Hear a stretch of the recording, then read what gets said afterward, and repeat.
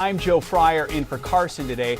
Coming up on the show, actress Sarah Hyland. She's going to introduce us to her furry friends in My Pet Tale.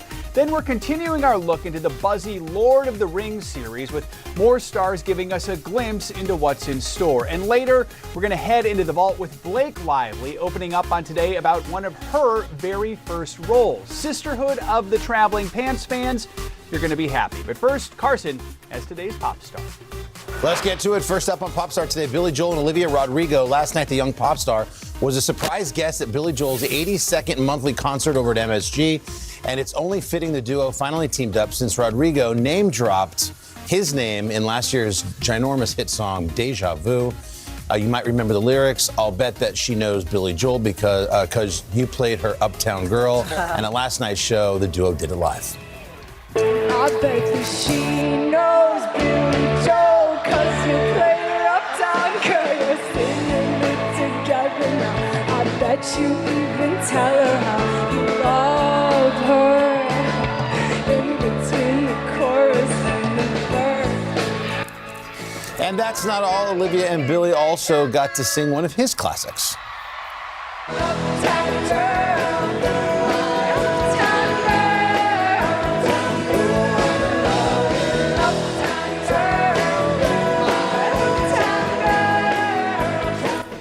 Billy Joel's still rocking the garden. Wow. Amazing. Have you seen that show there? No. It's great. Amazing. Yeah, you got to see it. And he lets the crowd pick some of the songs. So you want this one or this one? And Yeah. all right, we'll do this It's like one. you're in a giant bar. It's really great. That's awesome. Next up, John Legend and Saweetie. Yesterday, the duo released the music video for their new single, All She Wanna Do Is Dance. And this one came with a very sweet surprise. So here's the story. A group of dancers were invited to audition for an unnamed artist R&B music video. These girls had no idea they were actually being recorded for John and Saweetie's project. Take a look at their shocked reactions.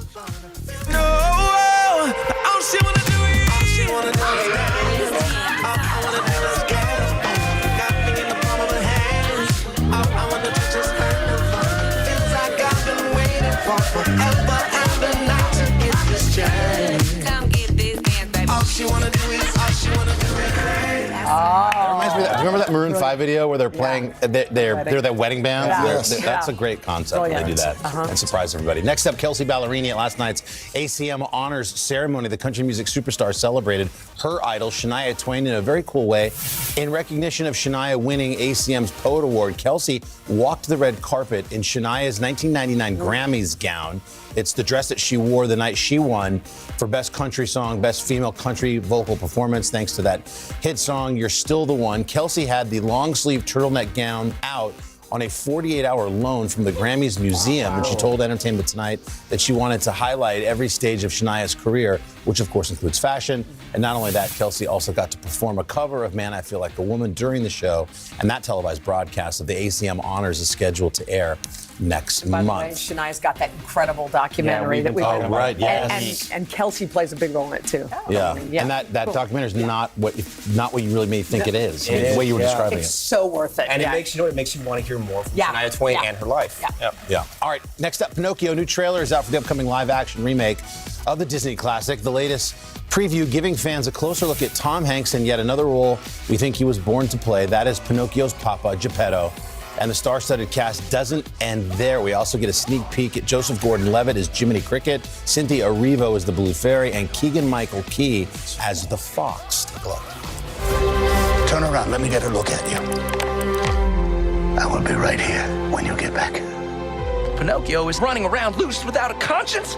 Can you imagine the trouble he's gonna get into? Wouldn't want that on my conscience. Everybody who's anybody wants to be a somebody. But I want to be real. Why on earth would you want to be real when you can be famous? That looks good already. Voicing Pinocchio for the film is young actor Benjamin Evan Ainsworth, and you can check that out. Disney Plus is where you'll see it on September 8th. Next up, A Christmas Story. Remember that, right? Is it too soon? Start getting excited for the holiday season? Well, the long-awaited sequel to the iconic Christmas movie about little Ralphie and his wacky family is finally getting a release date. Yesterday, Deadline revealing the follow-up called A Christmas Story Christmas is slated to be released this fall. The upcoming movie is going to be set a few decades after the original, picking up with an all-grown-up Ralphie in the 70s with Peter Billingsley returning to the lead role. Oh. Yeah. Thought we were getting a clip there, but no. No clip. That one's expected to hit HBO Max. You can see that on November 17th. All right, one more. Wordle. Any Wordle fans? Yeah. All right, well, good news for Wordle fans here. You no longer have to open up a web browser to play your daily puzzle game. Wordle is now available on the New York Times crossword app. Players can save their coveted stats and streaks with a free NYT account so they can sign in on any device and not lose those scores. That's available to check out in the App Store right now. You're a Wordle guy? Were you a Wordle guy? I am, yeah. What's your average? What's your average? About 4. Probably 4. Yeah. This is where you say about a 6. 90%. I mean, no, I'm like a 4. I'm a 4. Every now and then. Isn't it amazing when you get like a 2? Oh, a 2. that's like a. That's I can't believe you I did should it. have had 2 today, and I took one wrong letter. Oh. I was so close. Kim, you're in your world, just downstairs, introduced me to Hurdle. Which is, like the song one, Heard, H-E-A-R-D. Joseph told me about that one. Hurdle, that's good stuff. Now to the reason we call this show Pop Start Plus, we have even more headlines for you. First up, Don't Worry, Darling. Yesterday, the film dropped a sneak peek at Harry Styles' upcoming big screen performance. Showing off his acting chops in the clip, Styles' character gives co-star Florence Pugh a threatening warning. Take a look. Not everyone gets this opportunity. And if you keep talking like this, you're going to put it all at risk. You're worried about a demotion? That's what you're worried about? Our life. Alice, our life together. This. We could lose this. The psychological thriller, directed by Harry's girlfriend, Olivia Wilde, is slated to hit theaters on September 23rd. And finally, Simu Liu. Last night, the Shang-Chi star sat in as guest host on Jimmy Kimmel Live, where he had the chance to interview childhood crush Mandy Moore. Simu revealing that growing up, he was a huge fan of Mandy's heart-wrenching movie, A Walk to Remember. He even took a moment to serenade the actress with one of her songs from the soundtrack. Take a look. I'd be like, riding the subway home from school, and I'd have my headphones on, and I'm sure people would be looking at me being like, what is this kid listening to? I'm like, and little did they know it was like, I'll always remember. Okay, Simu. It's late afternoon. And that is the latest for you today. Coming up, Sarah Hyland shares how her pets have made her life better.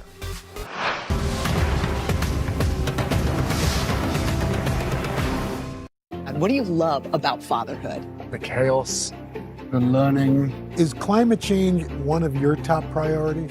What's your message to girls who want to make a difference in their own communities? Believe in yourself.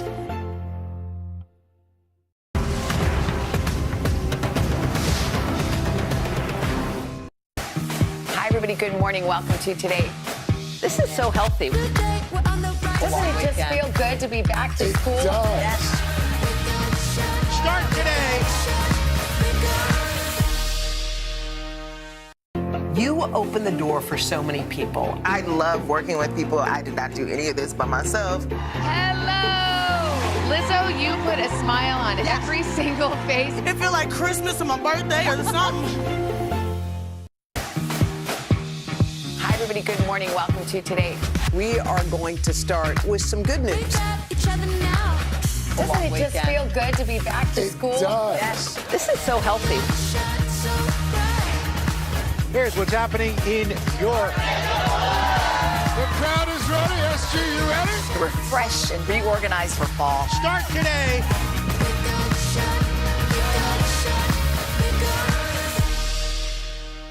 Now Tonight with Joshua Johnson. Streaming weeknights at 8 on NBC News Now.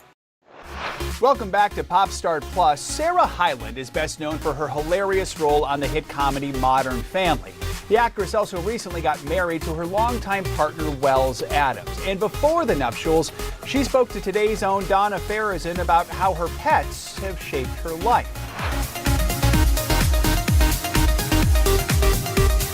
Hi, Sarah. Hello. Thank you for joining us for another episode of My Pet Tale, where we ask people like yourself how their pets have shaped their lives. So first of all, can you introduce me to your pups? Are they around? Yeah, Boo is here. Carl is out for the day. Hi, Boo. This is Boo Bush. Hello. If Boo could speak, how do you think he'd introduce himself? She would go, Hello, my name is Boo and I'm a gorgeous girl. And gorgeous girls love to relax. Oh, she loves it. She just always loves being at my feet. Like no matter where I am, she's just like always there. It's so cute. That's so sweet. How would you describe her personality? Oh, she is a loud, brash, opinionated. Can I say? I mean, it's a technical word. It is a technical word. You're right. In all the best ways. She loves her food. She loves her people. She loves attention, and she can be very, very loud. Kind of sounds like me. Does she sound like you? Oh, I think she gets it all. She gets it all from me. How did you come up with the name Boo? Barkley, my other dog, for some reason back in the day, I used to call him Kitty, like from Monsters, Inc., because he was so fluffy. And so that's where, so Boo, so like Kitty and Boo, like she was the Boo. That's so cute. I love that part of the movie. Yeah. And you also have another fur baby. Your fiancé Wells has Carl, which I love when a dog is named a serious name. Yeah. But how is the blending of the two? Was there a power struggle between Carl and Boo, or were they pretty seamless? There was a power struggle in the beginning, for sure. Carl is obviously the bigger dog, but Boo won that power struggle. She's definitely the alpha. I just saw you posted this gorgeous photo of you and Wells. Boo, I was just asking, do you think that you'll be a part of the wedding ceremony? I wish she could, but whenever I have fittings for like events with like really long dresses and stuff, she likes to lay down on them. She's very much a girl's girl. Mm-hmm. And so she is, I don't know, she would be way too excited, make it way too much about herself, get everyone dirty because she loves to jump up on people. And same thing with Carl. I just think it would be way too many people. It breaks my heart that they won't be there, but you know, it is what it is. You also have to make the dress the moment on that day, I think. Yes. Yeah. We can't have Boo's dresses moment. Oh, exactly. Boo, this one moment is not yours. It's not yours, honey. Sorry. Where do you all go with your dogs on a road trip? Like, where's your favorite place to take your dogs?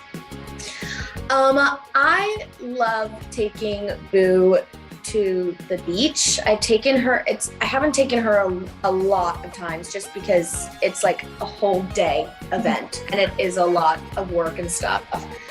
But she's just so cute on the beach and she just has so much fun. And sometimes I'll take her up to Malibu to do like a hike up there, and it's great. I want to do more road trips with the dogs, like even I don't know, I really want to take them up to like Big Sur or something and do like a cute little camping trip up there. The picture you painted, it's a very glamorous movie. I feel like it's like a right? Yeah, like it's giving me Parent Trap vibes a little bit. I'm really into it, but I just feel like I also love that Boo gets Malibu and Big Sur and nothing less. She deserves it all. We're not taking her to Coney Island. No, you sure aren't. Have you noticed like are your parenting styles, you and Wells' parenting styles to Carl and Boo, are they similar? Are they different? Is there one who's like more of a disciplinarian than the other? I think Wells would say that he's more of the disciplinarian than I am, which is crazy because I think when we have kids, I will be more of the disciplinarian, our poor children. But I'm just like, dogs can't speak for themselves. They're innocent. They don't know. That's true. And I know that is, you know, you were talking about how passionate you are for adopting and for rescuing pets and rescuing dogs. When did that passion start for that? I mean, I've always had rescued pets. My first pet was a cat from a shelter. And because we lived in New York and stuff in like a really old building, he would bring us mice as presents. It was like a whole it was a whole thing. And so I've always been, I'm assuming that it stems from my parents, if it's always been embedded in my genetic brain DNA structure for what to do with pets. But I just think that there are so many animals out there that need our help. I would much rather rescue an animal than anything else. So yeah, I just love. That's a beautiful story. It's a really beautiful story, and you've upgraded mice for Malibu beaches, so I'm happy for you. From the New York mice that are the size of rats to make sure. Well, Sarah, thank you so much. This was lovely, and I'm so happy that you're taking over all our screens. Thank you so much. Have a good day. Thank you. Bye. Always love hearing those pet stories. Up next, we're going to take you inside the world of the Lord of the Rings, the Rings of Power. Now Tonight with Joshua Johnson, streaming weeknights at 8 on NBC News Now. Live from Ukraine, from Uvalde, Texas, from Mayfield, Kentucky. To cover the news, you have to be in it. This is how so many towns and cities are protecting themselves. You can actually see they're pushing the gates open. Was there a school officer on campus? That's what we've been told. No. Do you remember any tornado as bad as this one? You look at this and you're thinking, we're not going to have power for weeks, if not months. Exactly. Every night, it's your news playlist. Top Story with Tom Yamas, weeknights at 7 on NBC News Now. News is happening now. Look at what's making headlines around the world. Right now on Morning News Now. We're coming on the air with breaking news. And this is a significant moment. Whenever it happens, wherever you are, NBC News, streaming free now. We'll meet Ukrainians who are defending their country one block at a time. When you were still in Kiev, could you hear the bombing? My name is Lester. Who's this? News is happening now. Look at what's making headlines around the world. We're coming on the air with breaking news. This is a significant moment. Whenever it happens, wherever you are, NBC News, streaming free now. Today is now a podcast, available every morning. Listen wherever you get your podcasts. To cover the news, you have to be in it. This is how so many towns and cities are protecting themselves. They're pushing the gates open. Was there a school officer on campus? That's what we've been told. No. Top Story with Tom Yamas, weeknights at 7 on NBC News Now. For breaking news in our changing world, download the NBC News app. Thanks for sticking with us. We have more on the Lord of the Rings, the Rings of Power for you here on Pop Start Plus. The new series chronicles events long before what happens in The Hobbit and the Lord of the Rings books. And two of its stars spoke to Tom Yamas about what it was like to shoot.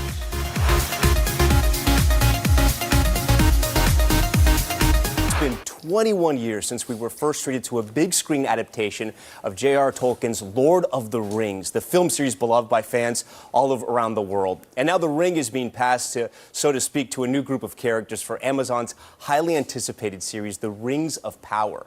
A wine author and Sophia Nomvetti star as the prince and princess of the Dwarven Kingdom whose love was meant to be. Take a look.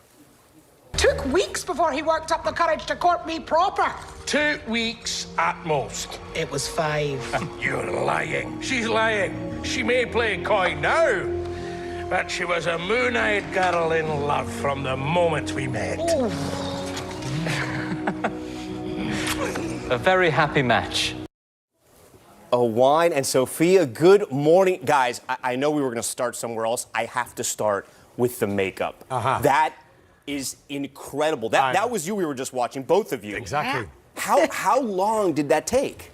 Do you know what? It took 3 hours. Yeah. 3 hours. 3 hours every day, yeah. We had a prosthetic nose, we had the big beard and the wig. And the eyes and everything. Yeah. It was a process to get there, but a really great process with an incredible team of people. So talk to us about the series. I know it's not a quote-unquote prequel, but it takes place before Lord of the Rings. That's it, yeah. We're in the second age this time, whereas the movies that you saw was the third age. So it's kind of...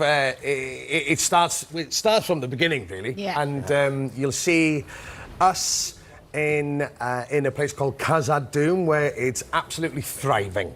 Yeah, and talk to me about your chemistry, because I love this. You guys are arm in arm. You play that you're married on the show, but you guys clearly like each other's company. What was it like shooting in New Zealand? What was it like doing the show? Oh, it's incredible. Look, New Zealand as a country is the most vibrant, spirited, warm place to be on this earth. So we're better than to film such a heartfelt, powerful story with that kind of surrounding. So it was really beautiful, and we spent a ton of time together. And when we first met, we kind of locked eyes in a lift, me holding my baby, and thought, this is going to be all right. Yeah, we're going to be okay. Talk to us about the baby, because I can't believe this. I heard you delivered a few days before you auditioned, or a few days after, I should say, after you auditioned? You know what? And she kind of held out for me a little longer as well. So I was like, thank you, daughter. Yeah, it was about this opportunity that I couldn't miss. And who's to say that us mothers can't kind of take two huge life-changing journeys at the same time, right? There you go, that's so great. a few days before, you know, Jay Bayona kind of hoiking me out of the chair for auditions and stuff, and like me wanting around. I can't wait to see the self-tapes for that. But we went on a journey. And I was able to start two parallel incredible moments of my entire life together, with the incredible support of my friends and family, and of course Amazon, who were like, you got this, what do you need? Guys, talk to me about the pressure.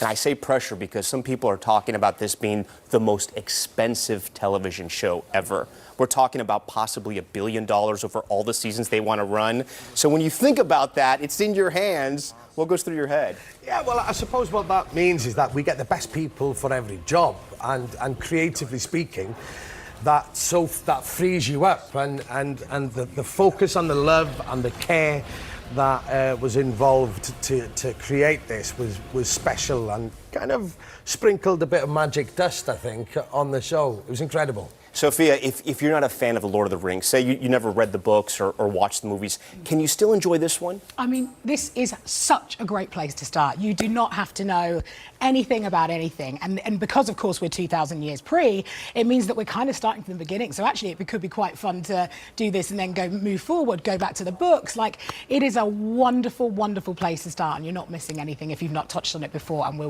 welcoming new fans and exciting people to come on this journey with us. So you guys are at the beginning of what could be one of the biggest television shows ever. Sophia, I want to show a moment that happened to you that when I saw this photo, I was like, we have to do this. Talk me through this moment right here, moment by moment. Okay. This is my first time to New York. In fact... Ever. Okay. In fact, and I've spent many, many years of my entire career in theatre. So can you imagine that I step off of a plane for my first time in New York and I'm on a billboard on Broadway? I lost it. I was completely shaking. It is... It's a gift. It's a gift, and it was an incredible, exciting New moment. baby, new show, new friends. What a moment, guys! Bless. Yeah, definitely. Guys, thank you so much for coming here on the Today Show. We really do appreciate it. We look so forward to that show as well. Can't wait for that one. And again, it premieres on Prime Video on September 2nd. Next up, Blake Lively from her Sisterhood of the Traveling Pants Stick. Let's go. This is a critical choke point for this fire.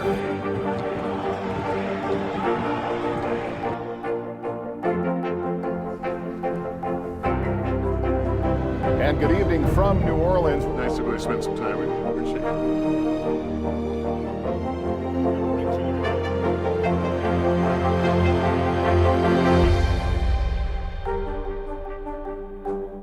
These days, it feels like the news never stops. So let's get into it. What's happening right now, what it all means for you for an hour every day. It can be hard to keep up, so let's get started together. Hallie Jackson Now, weekdays at 5 on NBC News Now. Today is now a podcast, available every morning. Listen wherever you get your podcasts. News is happening now. to look at what's making headlines around the world. We're coming on the air with breaking news. This is a significant moment. Whenever it happens, wherever you are, NBC News, streaming free now.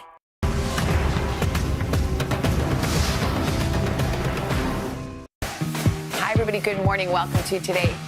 This is so healthy. Doesn't it just feel good to be back to school? It does. Yes.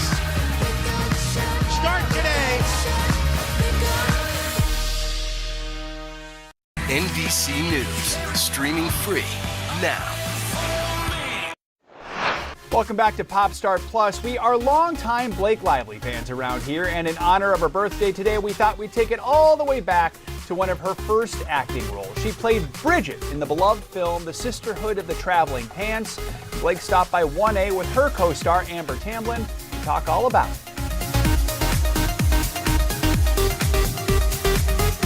Amber Tamblyn and Blake Lively both star in the movie. Hi, good morning to both of you. Nice to see you. Did you have as much fun making this movie as it seemed as I was watching it?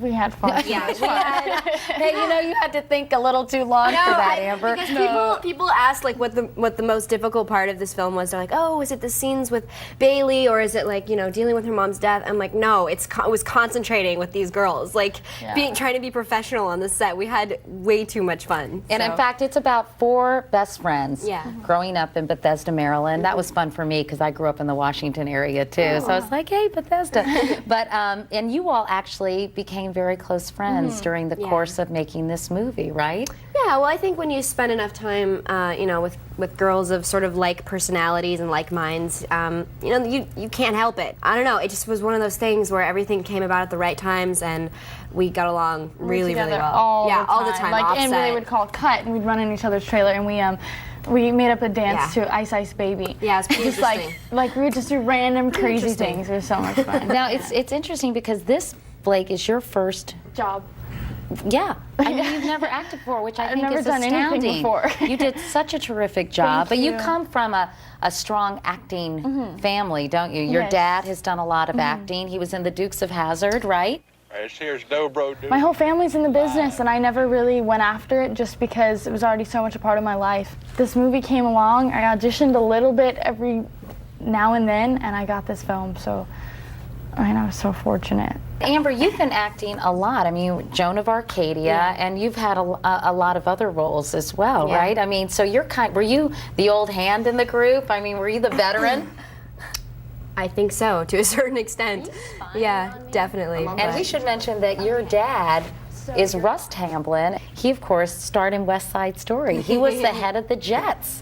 When you're a jet all the way from your Let's talk about your characters, because the movie is so sweet and so poignant, and each of you have very distinctive personalities. You play Tibby. She sees the glass as half empty, definitely, right? But she is so endearing nonetheless, don't you think? She's just as sort of artistic and sort of depressed. She's not sure what she's doing in her life. She's very like sarcastic and cynical and narrow-minded in a lot of ways, and she really has to sort of open up, you know. And a little girl helps her do that named Bailey. Played by Jenna Boyd, who is incredible in this movie. And I thought she was too. I mean, to me personally, like the casting of that character was just as important as the other 3 girls for me, because it's such a pivotal point. And Jenna was so amazing, you know, basically taking this innocent young girl and making her this this huge lesson that Tibby has to learn about life and about respecting life and about respecting people for who they are. Meanwhile, Bridget has her own set of troubles and challenges. Her mom, very early in the movie, commits suicide. And by the way, all the girls know each other because their moms were all in the same prenatal class, right? Pregnant together. And your real dad plays your father in the movie, right? Tell us a little bit.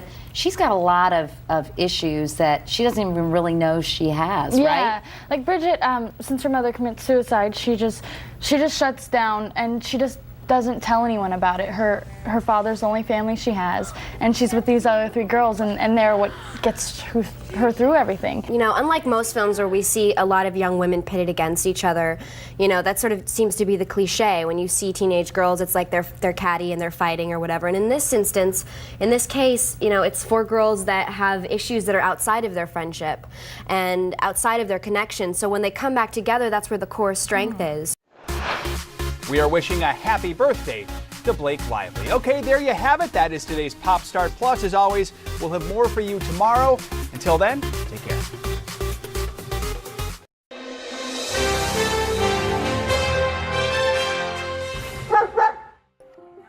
I knew from the moment that we had Clifford on the leash and were walking around the room the first time that this was her dog. The bond between humans and dogs is unlike anything else, something Tiffany Becker knew right away when she saw her 8-year-old daughter Alexis and her new 4-legged friend.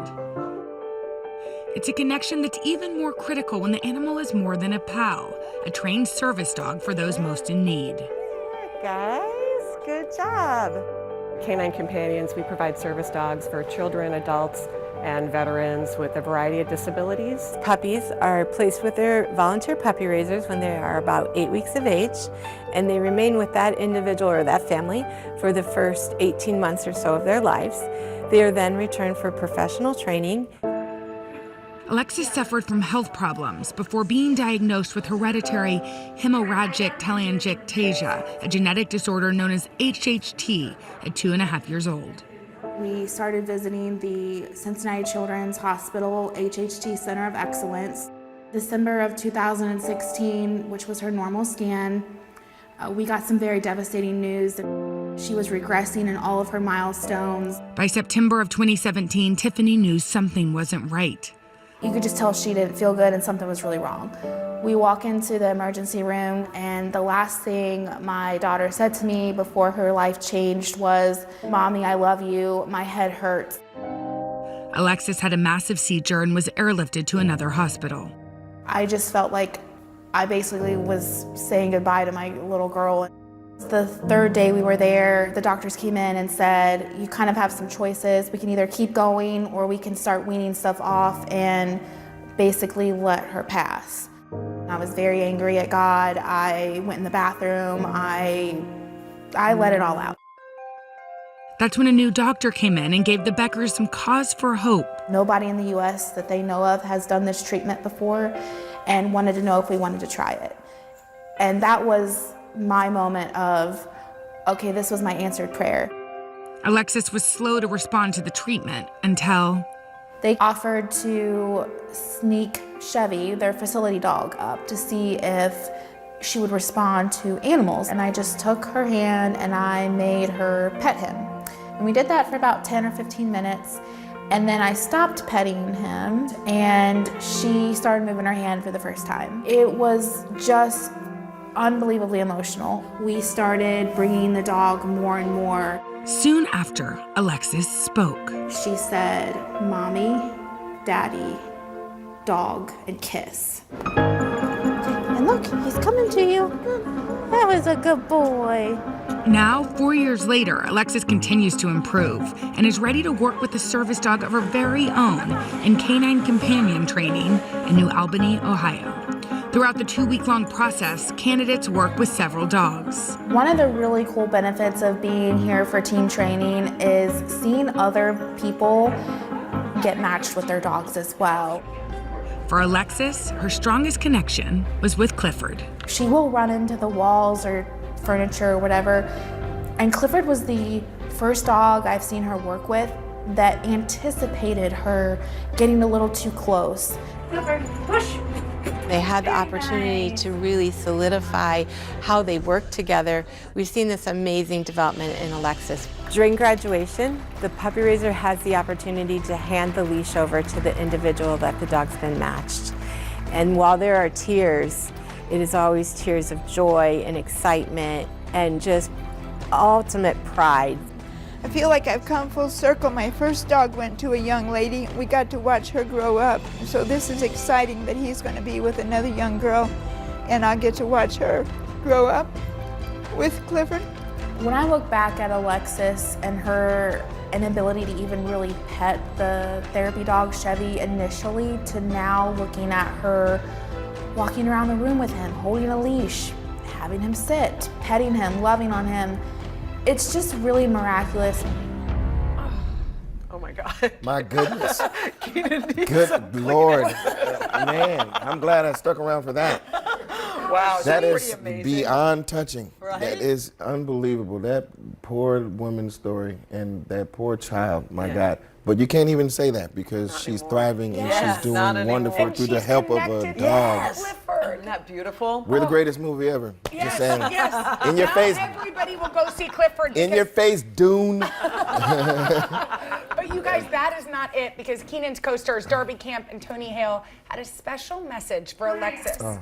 Okay, Clifford and all their fellow graduates, not only did Paramount, the studio behind Clifford the Big Red Dog, make a contribution to Canine Companions for Independence, they also gave everyone in Alexis and Clifford's graduating class free passes to the movies. Sweet. Dogs Very sweet. included, y'all. And they can bring their dogs. Oh my God, That's Keenan. fantastic. Keenan, You're on the side of the angels. I'm on the right side of things, I know you apparently. are. That is a beautiful thing. Shout out to Jordan Kerner. He's like the main producer that brought me onto the project. Oh. He did the Mighty Ducks back in the day, so he gave me my first job in the business, and we've remained friends all over the years.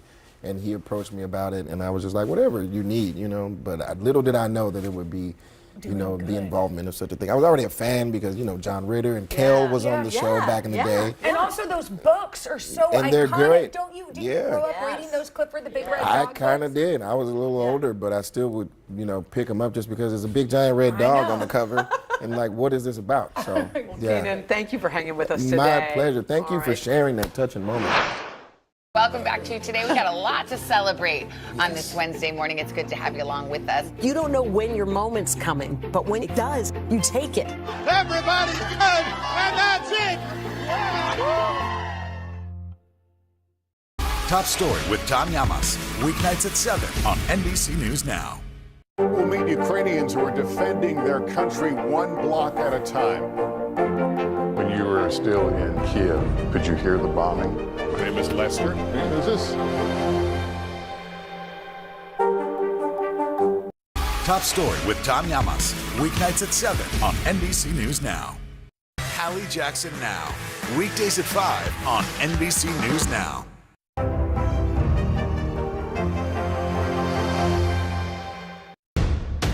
The day's biggest political stories with trusted insight now and expert analysis now. A daily look at the politics behind the headlines. Meet the Press Now, streaming weekdays at 4 p.m. on NBC News Now. We'll meet Ukrainians who are defending their country one block at a time. When you were still in Kiev, could you hear the bombing? My name is Lester. Who's this? NBC News, streaming free now. Now Tonight with Joshua Johnson, streaming weeknights at 8 on NBC News Now. NBC's Kerry Sanders has the story. He's in Lake Worth, Florida for us. Hi, Kerry. Good morning.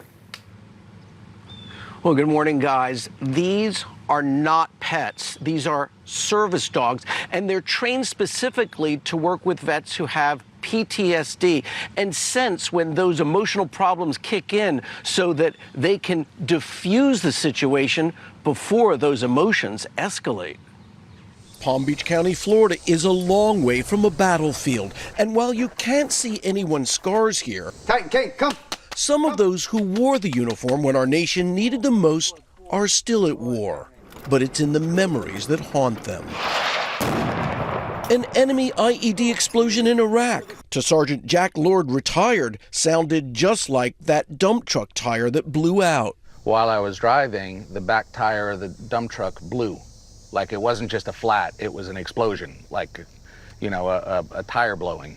And you heard? I heard it, I felt it. For a moment, I was there. I mean, I swerved. It was one of the scariest situations since coming back. And in your mind, were you back in Iraq at that moment? For a split second, yeah. Sassy was a good girl. There you go. Since he got his therapy dog, Sassy, Jack says triggers are muted. She's there to help me with anxiety.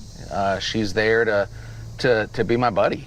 Not too different than you might say in the military, watching your six, 100%. watching your back. I've never thought of it that way, but you're 100% right. I am never more comfortable than when I'm with my Army buddies. I feel the same way with my dog. Semper Fi Service Dogs is a charity that rescues pooches from shelters. And then, after months and months of training with those in need, the rescued dogs become the rescuers. I consider it like having a battle buddy. Ryan Onda, a veteran himself, trains and matches vets with dogs. What's it like when you see the dog make a connection with a vet? When I see the connection, it's like I might not be rich, but it's spiritually I'm rich because I know I just changed not only that veteran's life, but just like you drop a pedal in a pond, it changes everyone's life around that veteran. PTSD in part is why veterans are 60% more likely to separate or divorce than the average American. I have severe nightmares. It's been a challenge, but he's better. He's getting better. In just the last year, Emma joined the Kirk-Makowski family. If only Vinny and Linda, married 39 years, had known how a PTSD therapy dog could help. Vinny is a Vietnam vet. The memories of death and killing in the jungles still creeps in 5 decades later. Those things stick with you, and it doesn't fade. Doesn't fade. They just keep reliving it. Drafted in 1968, fighting in Vietnam a year later. The kicking and punching in my nightmares. What it all happens to comes you? out, and we have pillows between us to protect her. He's fighting. He's fighting. He's trying to stay alive. He's physically fighting in the jungles, and his nightmares take him back there. Now, when he begins to thrash, Emma goes to work. I'm sleeping in bed, and she's at my head. If you start having night terrors, nightmares, she'll wake me up. That's her job. That's her job. As we honor our vets this week, they ask for understanding. I've had some people when I walk around with Mattis that will just say, like, look at her, that fraud, because it doesn't look like I have any disabilities. So I would just hope people would, instead of judging right away, just take a second to ask someone, like, hey, cool dog, why do you have him? This morning in the Upside, a very special dog from the Furry Friends Rescue in South Florida. Lucy ended up being much more than a friend for her forever family. Take a look. Being dogless with grown children for a mother means that you have extra love and no place to put it. When Rebecca Claus's dog, Buddy, died in 2018, it left a void in their family. We would have pizza for dinner and I'd have extra crust and I'd look for him. The following year, Rebecca, her husband Steve, and their son Luke rescued a new furry companion, a puppy named Jack. I brought him home. He instantly sniffed everything, checked out the backyard, and made himself at home. He had 24-hour attention and fell in love as fast as we did with him. But when the pandemic forced millions to work from home, Rebecca noticed her pup was getting restless. It got to the point where his constant playing started to really hinder my day and put me in a bad mood because I wanted to give him all of the attention, but I also had to work. Rebecca returned to the animal rescue and saw that Jack's mother, Lucy, a feral dog, was still there. I saw that same beautiful coat and that same beautiful face with those eyes, and I knew there would be no question she had to come home with us. We brought her home that night and instantly started to look for a place to hide. And the furthest point from our front door is my son's bedroom. And his door was open, and that's where she ran. For weeks, Lucy stayed in that room, spending time with Rebecca's 19-year-old son, Luke, who suffers from epilepsy. He was so grateful to have this dog hang out with him because Luke is a very calm young man, and so Lucy was perfect for him. And just 2 months after Lucy's arrival, she proved she was truly a lifesaver. So I literally opened my eyes, heard the baby monitor. We had slept through it. Lucy came to tell us that Luke was having a seizure and that he needed us. 2-3 weeks later, it happened again. And this time, rather than us both going to Luke, I stayed with Lucy to thank her and to reward her and recognize her so that she knew that what she did was right and good and that we loved her for it. The two are now inseparable, showing that protective mother and son instincts know no bounds. Lucy is a miracle dog that comes out tail wagging when we get home. Luke loves Lucy, and Lucy is the dog that Luke probably always needed that I didn't even know. And we are so happy to report that Luke is doing well, and Rebecca tells us that Lucy is slowly but surely coming out of her shell. Such a great story. We'll be right back. Maria Shriver, her daughter Catherine Schwarzenegger Pratt are my co-hosts. I just gotta keep saying it. By the way, there's a cause near and dear to your heart. Yeah. We're surrounded by puppies for a reason. I mean, there's no better way to start the morning than to be surrounded by puppies. Yeah, tell us about this. Personal opinion. So I do a lot of work with Best Friends Animal Society, and these puppies are all here today that are adoptable dogs from Best Friends Animal Society. But we're doing an amazing event called Strut Your Mutt, which is, on October 26th. I'll be at the one in Los Angeles, and it's a day in about a dozen cities across the country, all dedicated to raising awareness and money for adoptable animals and rescue animals. And it's something that's really, a big passion project for me. I have my little dog Maverick that I rescued 6 or 7 years ago. You wrote a book. Yeah, I did. Maverick and me. And so I've done a lot of work with Best Friends Animal Society, and this is like a big event for them. And if you can't be a part of the event, I'll be at the one in Los Angeles on October 26th. But you can go online and donate, and you can donate to Best Friends Animal Society or local animal rescue shelters. And did y'all always have dogs growing up? Yeah, but not adopted dogs. Yeah. We started with an adopted pig. Yeah, about that pig. Bacon. Anyway, we had a pig that I was told would stay small. We were told it was going to be a little micro mini potbelly pig. And it was a major. No, it was major. It was huge. No, I did not. I did not love the pig that picked up the lawn, and no, I didn't love that situation. But these dogs are very lovable. Yeah, and you did. You guys grew up with dogs always. Always have loved dogs, loved animals. Being around animals, I think for kids especially, is such like an incredible gift that you can give them. It teaches them about unconditional love, responsibility at a very young age, and Maverick has been a huge gift in my life and has taught me so much, and you. Well, so if you guys want more about Strut Your Mutt, you can go to hodaandjenna.com. Live from Ukraine, from Uvalde, Texas, from Mayfield, Kentucky. To cover the news, you have to be in it. This is how so many towns and cities are protecting themselves. You can actually see they're pushing the gates open. Was there a school officer on campus? That's what we've been told. No. Do you remember any tornado as bad as this one? You look at this and you're thinking, we're not going to have power for weeks, if not months. Exactly. Every night, it's your news playlist. Top Story with Tom Llamas, weeknights at 7 on NBC News Now. You open the door for so many people. I love working with people. I did not do any of this by myself. Hello! Lizzo, you put a smile on every single face. It feel like Christmas or my birthday or something. Hi, everybody. Good morning. Welcome to today. This is so healthy. Doesn't it just feel good to be back to school? It does. Yes. Start today.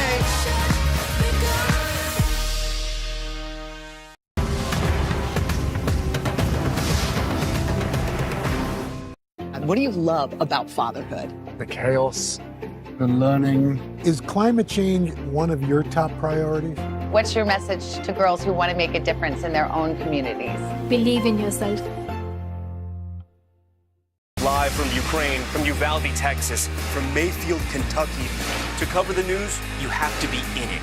This is how so many towns and cities are protecting themselves. You can actually see they're pushing the gates open. Was there a school officer on campus? That's what we've been told. No. Do you remember any tornado as bad as this one? You look at this and you're thinking, we're not going to have power for weeks, if not months. Exactly. Every night, it's your news playlist. Top Story with Tom Llamas, weeknights at 7 on NBC News Now. Top Story with Tom Llamas, weeknights at 7 on NBC News Now. Hallie Jackson Now, weekdays at 5 on NBC News Now.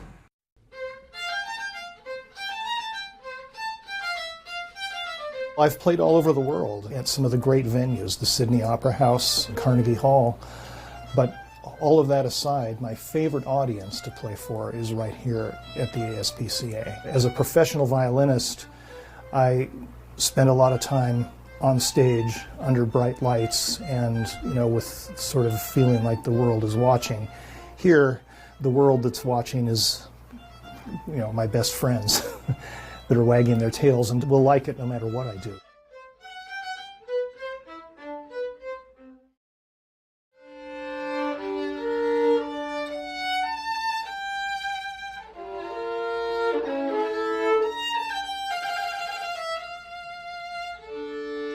I think wanting to become a volunteer at the ASPCA for me was rooted in my desire to reconnect with animals.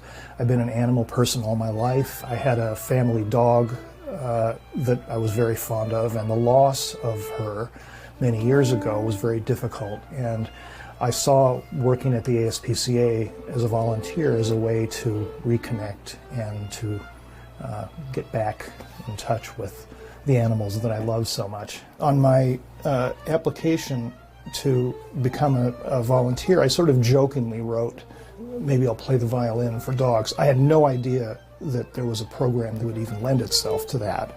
At the Animal Recovery Center, we're treating animals that have been victimized either by direct physical trauma or long-term neglect that results in chronic medical conditions. And over time, as they're here, we are working to recover them, not only medically, but behaviorally. The volunteer support that Martin provides is part of a greater volunteer program called the Storytelling Program, in which volunteers come and read to our dogs. In this case, Martin is delivering music to our dogs. They're providing much needed socialization. This brings the dogs an opportunity to meet new people and learn that strangers bring good things. Here, I just feel like I can come and just make music, and I know that no matter what comes out, really, that my audience is going to, in some way, benefit from it. At least that's my hope. It's an emotional experience, and it has been from day one. I can get attached very quickly to some of these dogs I've played for, and then a week or two will pass and I'll come back and some of those dogs will not be here.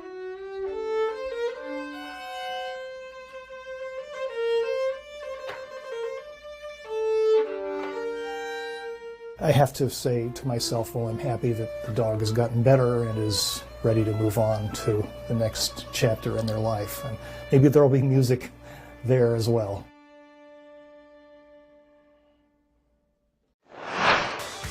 At just 7 years old, Roman McCann has already helped rescue more than 1,900 dogs. Isn't that incredible? Awesome. And if that's not awesome enough, it landed him the title of 2018's ASPCA's Kid of the Year. With the help of his mom, Roman began making videos helping to rescue animals all across the country. And this summer, he's going to be featured on Animal Planet's Dodo Heroes. Let's take a look. Dogs need a family where they will be loved and treated how they deserve. They need space to run around and have fun. I think dogs deserve more than a life in a kennel. You ready? Mm-hmm. Go ahead, just start it. Hi everyone, this is my buddy Sniper here. He's almost 2, super sweet. Hi everyone, this is one of my new pals. She's got the big old Dumbo ears, and he's just waiting for his best home ever. We gotta find him a home. Wow, that's really great. You're here with his mom, Jen, and an Hi, adorable Jen. dog from the ASPCA named Lainey. Hi, Lainey. Roman, we love you. You want to know why? You put your love for dogs to the test, and now you're saving dogs' lives. Does that feel pretty cool? It does. It feels amazingly cool. That that not many kids save dogs That's because right. they're either playing video games or watching TV. That's right. So what Wasting would their you say time to from those Fortnite. kids that are watching Put right Fortnite down and start saving some dogs. Yes. Right, Roman? Why Right. dogs? Why do you love dogs so much? Well, I love dogs because they let you have a friend to play with, Yes. and they give you company whenever you're lonely or sad. And so how did you decide to make these videos? Because it's such a smart idea. And could you believe it when they started taking off? I could not believe it when these videos were starting to take off because it was just like a rocket taking off. And Jen, what did you think when Roman started making these videos? Roman's definitely motivated me to be better as a human.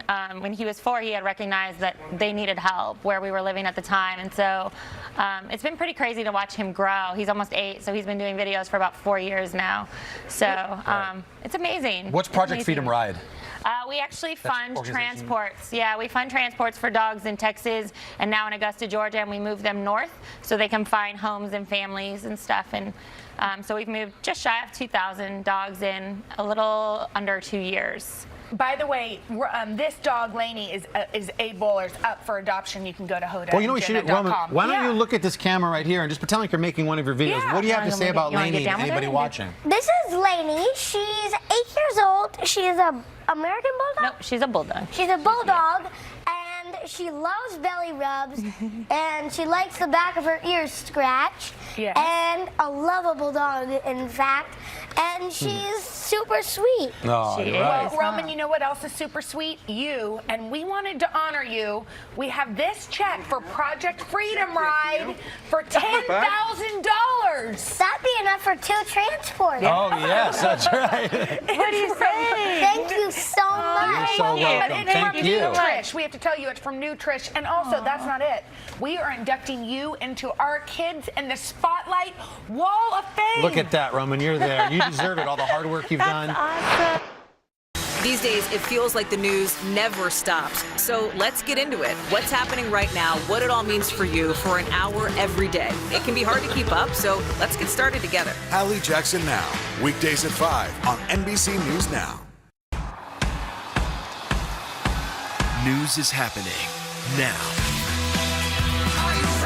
Look at what's making headlines around the world. Right now on Morning News Now. We're coming on the air with breaking news. And this is a significant moment. Whenever it happens, wherever you are, NBC News, streaming free now.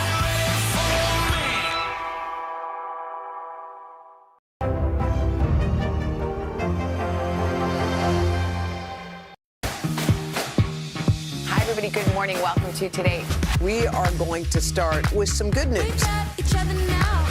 Doesn't it just feel good to be back to school? It does. Yes. This is so healthy. Here's what's happening in York. The crowd is ready. SG, you ready? Refresh and reorganize for fall. Start today.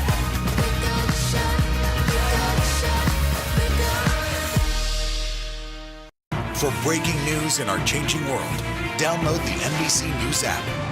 Now Tonight with Joshua Johnson, streaming weeknights at 8 on NBC News Now. Remember Miracle, the dog found alive in the rubble nearly 1 month after Hurricane Dorian slammed the Bahamas? Well, this is a really good day for him. We've waited for this day for a while. NBC's Kerry Sanders joins us from Florida with Miracle, where he is about to join his forever family. Hey, Kerry, good morning. Well, good morning. And look at Miracle, just so full of energy, of course, still eating, gaining so much weight, going from 16 pounds to, well, now 34 pounds. So look at him, just so ready to go on to the next step in his life, which is leaving here at Big Dog Ranch Rescue and heading to join his new family. This is Miracle. 34.8. Hard to believe this dog has almost doubled his weight, learned to walk again, and is so full of life when his story began on the doorstep of death. Found in the wake of Hurricane Dorian in the Bahamas, trapped under rubble, Miracle survived an incredible 3.5 weeks. He's a fighter, he's a survivor, and he's a great symbol of hope for people that have lost everything. Lori Simon, founder of Big Dog Ranch Rescue, coordinated the team that saved Miracle's life. He was extremely anemic and his muscles on his hind end had wasted away to nothing. It took a drone with heat-seeking capabilities to find him buried beneath the debris. Good morning. Well, look, skin and bones, but alive. You may remember when we first met Miracle here on Today, how weak and emaciated he looked. And then how he surprised us all. This is the first time we've seen her stand up since, look at that, look at the strength. Okay, Wow. That was like watching a flower bloom. Like I'm literally watching it. That was awesome, That was so Kerry. cool. Since then, Miracle's been fed special food and treated with doggy hemp oil to quell his anxiety over the sound of thunderstorms. Do you remember me? Do you remember me? Oh my God, how are you? 10,000 people sent in applications to adopt Miracle. It's a miracle that we got Miracle. Today, one lucky family gets to take him home, Clark and Brianna Beatty, and their 3 daughters. They've had to keep the news a secret. He finally gets a boy. That's right. And 3 little girls who are planning a big party for his arrival. Started something good. Miracle, who was alone for 3.5 weeks, now finding his forever home. We love you,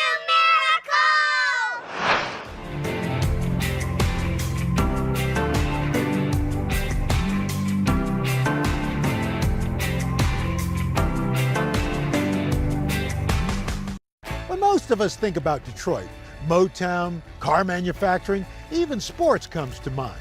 But when it comes to food, the folks here in the Motor City are all about one famous Frank, the Coney dog. And no, we're not talking about Coney Island in New York. In Michigan, a Coney is both a diner to locals and a hot dog smothered in chili, topped with onions, and finished off with a of mustard.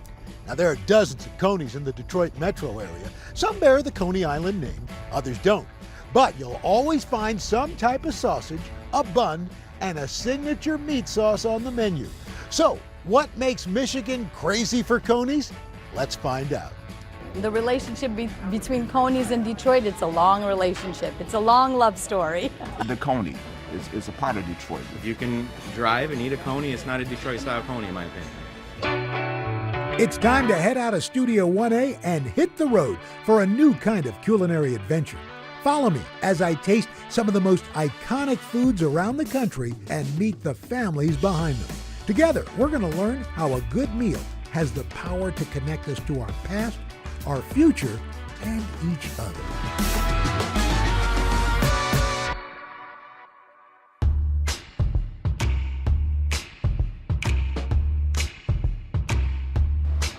Welcome to Detroit. What do you say we travel back in time to the earliest days of the Coney? The folks at American Coney Island have been dishing up this local specialty for more than 100 years. In fact, this restaurant and the one next door, well, they've got a shared history. But American has been run by the same family for 3 generations. Founded by a Greek immigrant, this restaurant story is synonymous with the legendary hot dog of this city. What do you say we go meet the family? One to go plain, one fry. At American Coney Island, hot dogs aren't just a meal, they're memories. Grace Quiros is the 3rd generation owner of this legendary spot. Grace! Al! Hi, good to see you again. Good to It's been see a you. long time. It has. We sat down to talk Coney traditions, turning points, and of course, toppings. People are very passionate about their Coney Island hot dog. Yes, they are. Why? Because it holds a nostalgia and a tradition to them. We see daily generations of people coming in here. Remember Grandpa bringing them, my mom brought me. It's part of their growing up, it's part of their life. 30 years ago, Grace took over the restaurant reins from her dad, Chuck Quiros. Chuck inheriting the business from his father, founder Constantine Quiros, AKA Gust. Your place, this place on this corner, has been here for 105 years. What is it like being really part of the fabric of an iconic city like Detroit? It's surreal. I mean, I think back to my grandfather and my dad and the things they saw here from riots to Tigers winning the World Series when they were good. Such a deep history and proud. Mm-hmm. I love this city. The Coney craze in Detroit is really a legacy of the Quiros family. Historian Joe Grimm co-writing the book on Coneys in the Motor City. The Quiroses came to Detroit from Dara in Greece, where this was a sheep herding town, and they needed to find work. And they really struck gold, as in the color of mustard, when they started making these Coney Island hot dogs. In the late 1800s, Greece was facing a massive economic crisis, setting off a wave of global migration.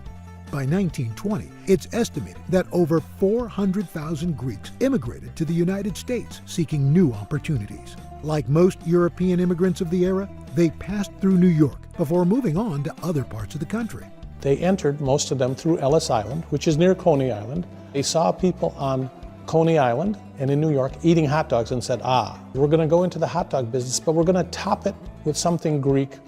Now, the true origins, like who invented the Coney dog, lost to history. It just sort of happened in a lot of places in about the same time, mostly by Greek immigrants. Gus and his brother, Bill Kuros, opening one of Detroit's first Coney shops in the early 1900s.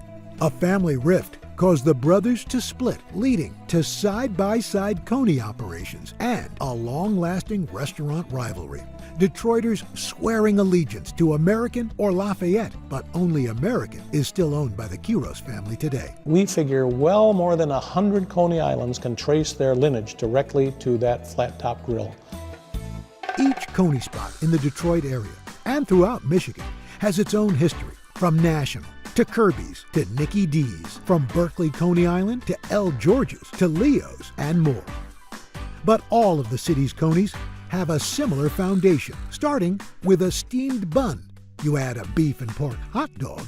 Then it's covered with a chili sauce. And the chili sauce is where Coney owners can improvise and innovate. And then on top of that, it's going to be a yellow salad mustard and diced onions, and never any ketchup. If you put ketchup on a Coney dog, you might get thrown out of the restaurant. Definitely a controversial condiment here. Definitely no ketchup. But I see ketchup behind. We sell French fries. When customers come to the carryout and want, I'll have a Coney with everything. Every once in a while you get, okay, I want ketchup on mine too. We don't do it. We refuse to put the ketchup on the hot dog.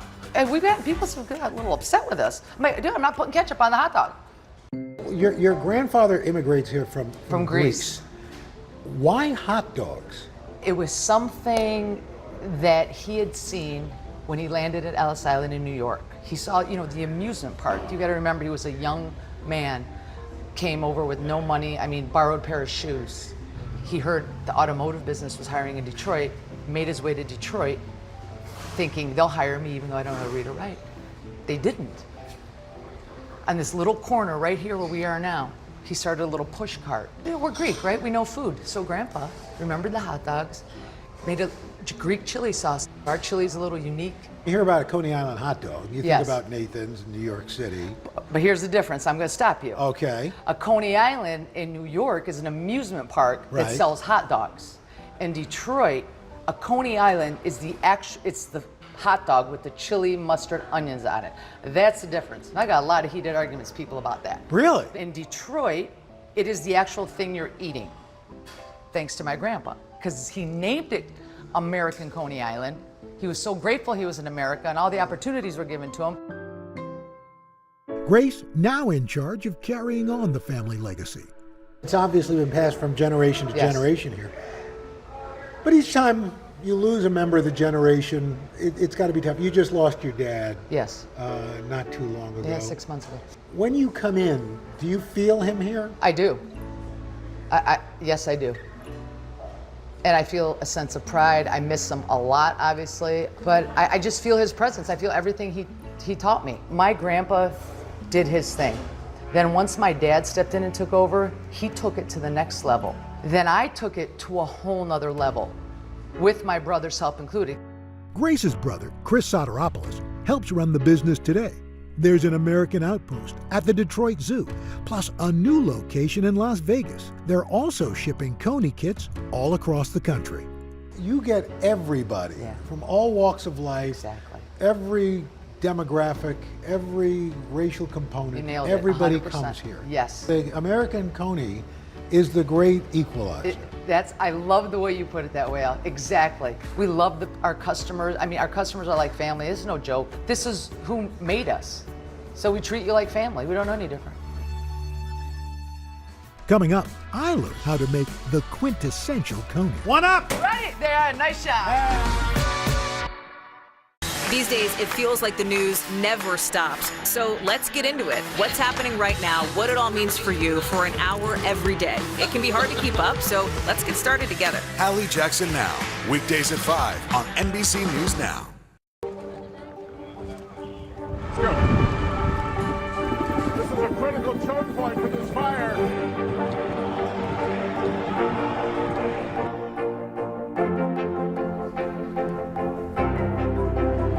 And good evening from New Orleans. Nice to really spend some time with you. Appreciate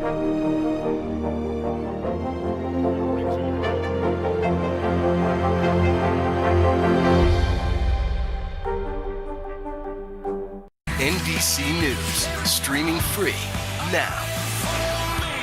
Today is now a podcast available every morning. Listen wherever you get your podcasts. Now Tonight with Joshua Johnson, streaming weeknights at 8 on NBC News Now. These are our missing daughters and sons. We need anyone who saw something to come forward. She was wearing a black jacket, a black top. I'm going to bring my son home alive. Dateline, Missing in America. Listen to the full season now.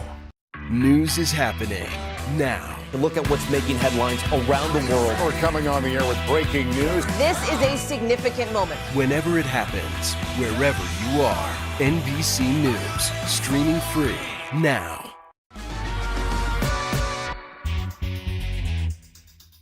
At American Coney Island, the oldest family-run Coney spot in Detroit, they keep things traditional. But you know, as I look at your menu, and I look at the pictures, they're vintage, let's say. It doesn't look like you have strayed that much from the original menu. We haven't. I won't. Why add to it when it's working? You know what else is working? Me. I got behind the grill with Grace to prep the perfect plate of Coneys. This is the proprietary hot dog. If you notice the natural casing. Yes. It's a 90% beef, 10% pork with a lambskin casing. That's like 3 meats in one. You Exactly. Pork, beef, and lamb. That's right. And that's what makes it pop. Like when you bite into it, it snaps like a party in your mouth. Yes. That detail kept popping up everywhere we went. It's a warm bun. It's the snap of the hot dog. When you bite it, you hear that pop. You can tell it's a natural casing because when you bite it, it snaps back at you. The steamer bun. That's what we were taught. They're in a steamer. You know, there's just enough steam in here. So you're gonna pull out the bun. Right. Look for the cut. Yep. So open it up a little. Grab your plate. Yes. All right. So we're gonna grab one. Right. Come over here. Do you want to top it or do you want to? I want to watch the top. Okay. Give it a little mix. This is that little zhuzh. Greek. Yeah, that's right. It gets a little messy. Some chili. Add a little more. You know, be cheap with the chili. Greek spices. Yes. That's the magic. The secret spice blend? Well, it's secret. But the chili is made with ground beef. The tangy mustard. Tangy. Just a little lime. Nothing more. You take some onions, sprinkle them across.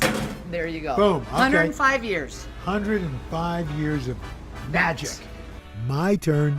Get a plate. I need one up, which means I need one for a customer. One for a customer. Everything on it. Chili, mustard, onions. Get the split. Open it up a little more, El. All right, that's not too bad. Okay. Boom. All right, now I come over here. Keep the bun open because you want the chili to go in. Because you want the chili to go in. Yeah, you want the chili. You want it, yeah. I want that chili. You're gonna chintz out on that chili. Don't chintz on the chili. Turn your dish a little so it's easier for you to pour over there. All right. That really, it does have a creamy consistency. See, it's really creamy, right? Exactly. Mustard. There you go. Ooh, that's heavy mustard. Did they order heavy mustard? No, they didn't. I'm making this for myself. Exactly. There you go. All right. One up. Ready? There. Nice job. Yeah. Awesome. Woo! Good job, Al. Hey now.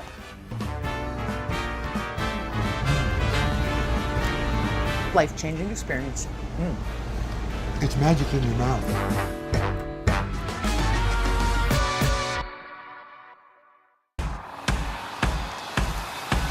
News is happening now. Look at what's making headlines around the world. Right now on Morning News Now. We're coming on the air with breaking news. And this is a significant moment. Whenever it happens, wherever you are, NBC News, streaming free now.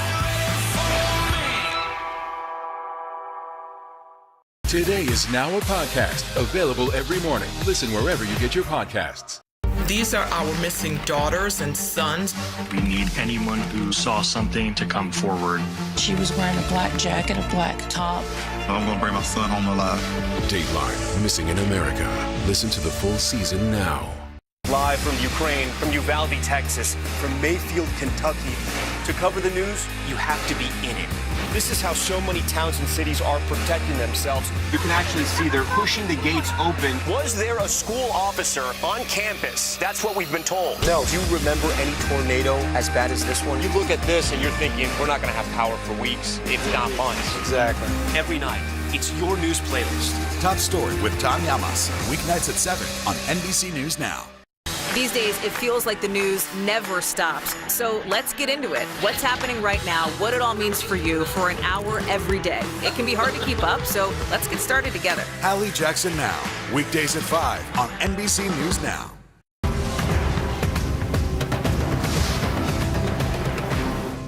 News is happening now. To look at what's making headlines around the world. We're coming on the air with breaking news. This is a significant moment. Whenever it happens, wherever you are, NBC News, streaming free now. NBC News, streaming free now. Every great Coney needs a great bun, but not just any bun will do. A few miles from downtown Detroit is another family-run institution that's keeping the Coney tradition alive. What started as a small baking business is now one of the state's biggest suppliers of Coney buns. And that bun is the Coney Island Steamer. That's a good bun. The Coney Island Steamer is a 6-inch hot dog bun. At Metropolitan Baking Company, they like big buns and they cannot lie. The Coney Island Steamer bun is our flagship item on the bun and roll line. Not to mention, they claim to have buns of steel.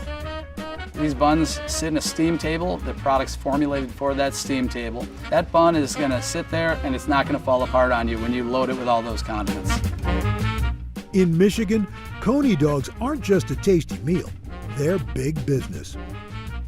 The Coney business gave rise to supplier industries just as the auto industry did.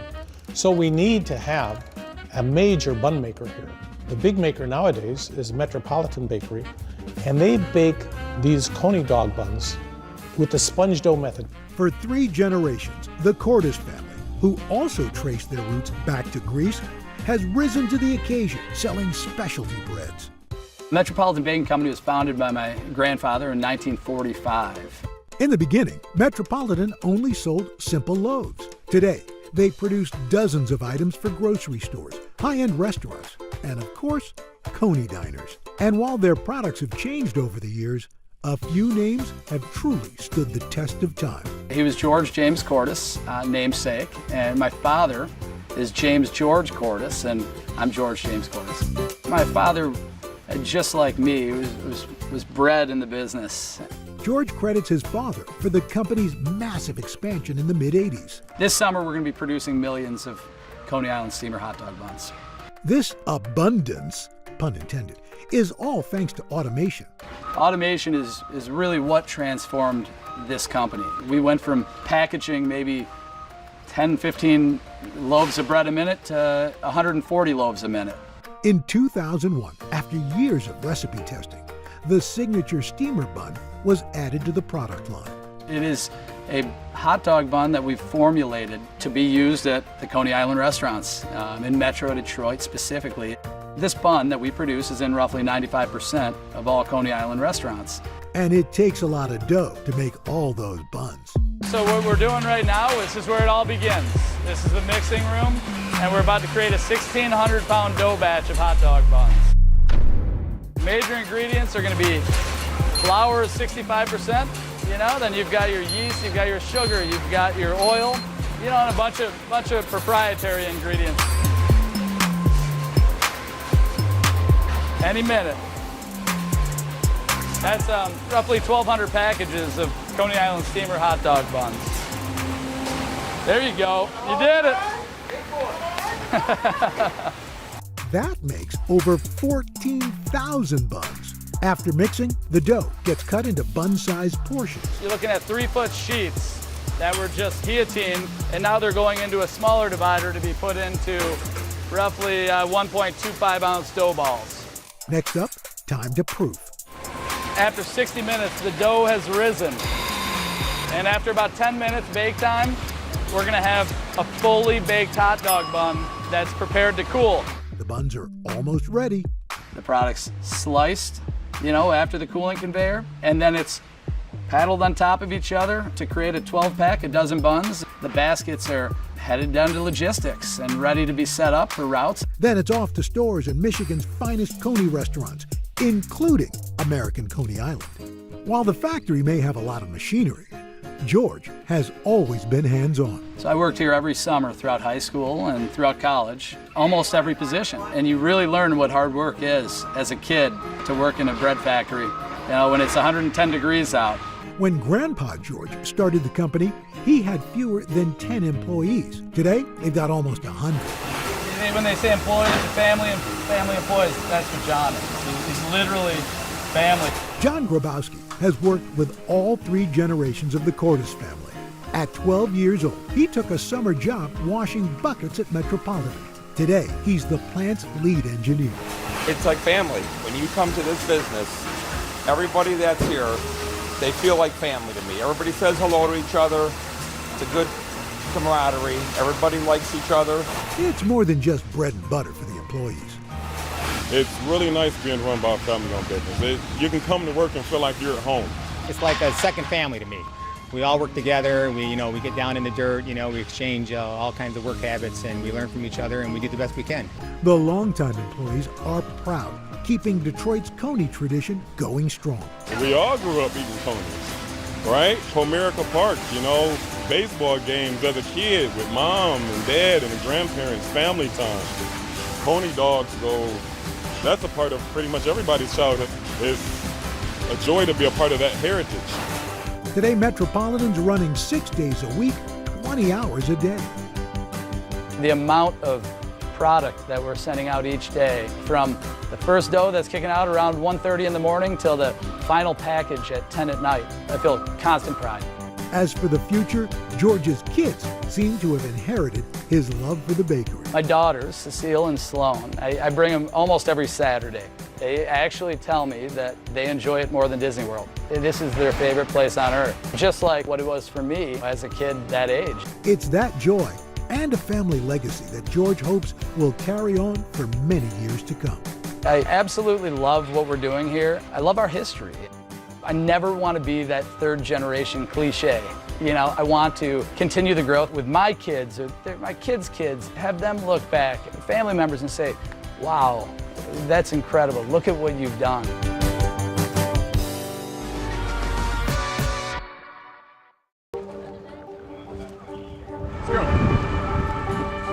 This is a critical choke point for this fire.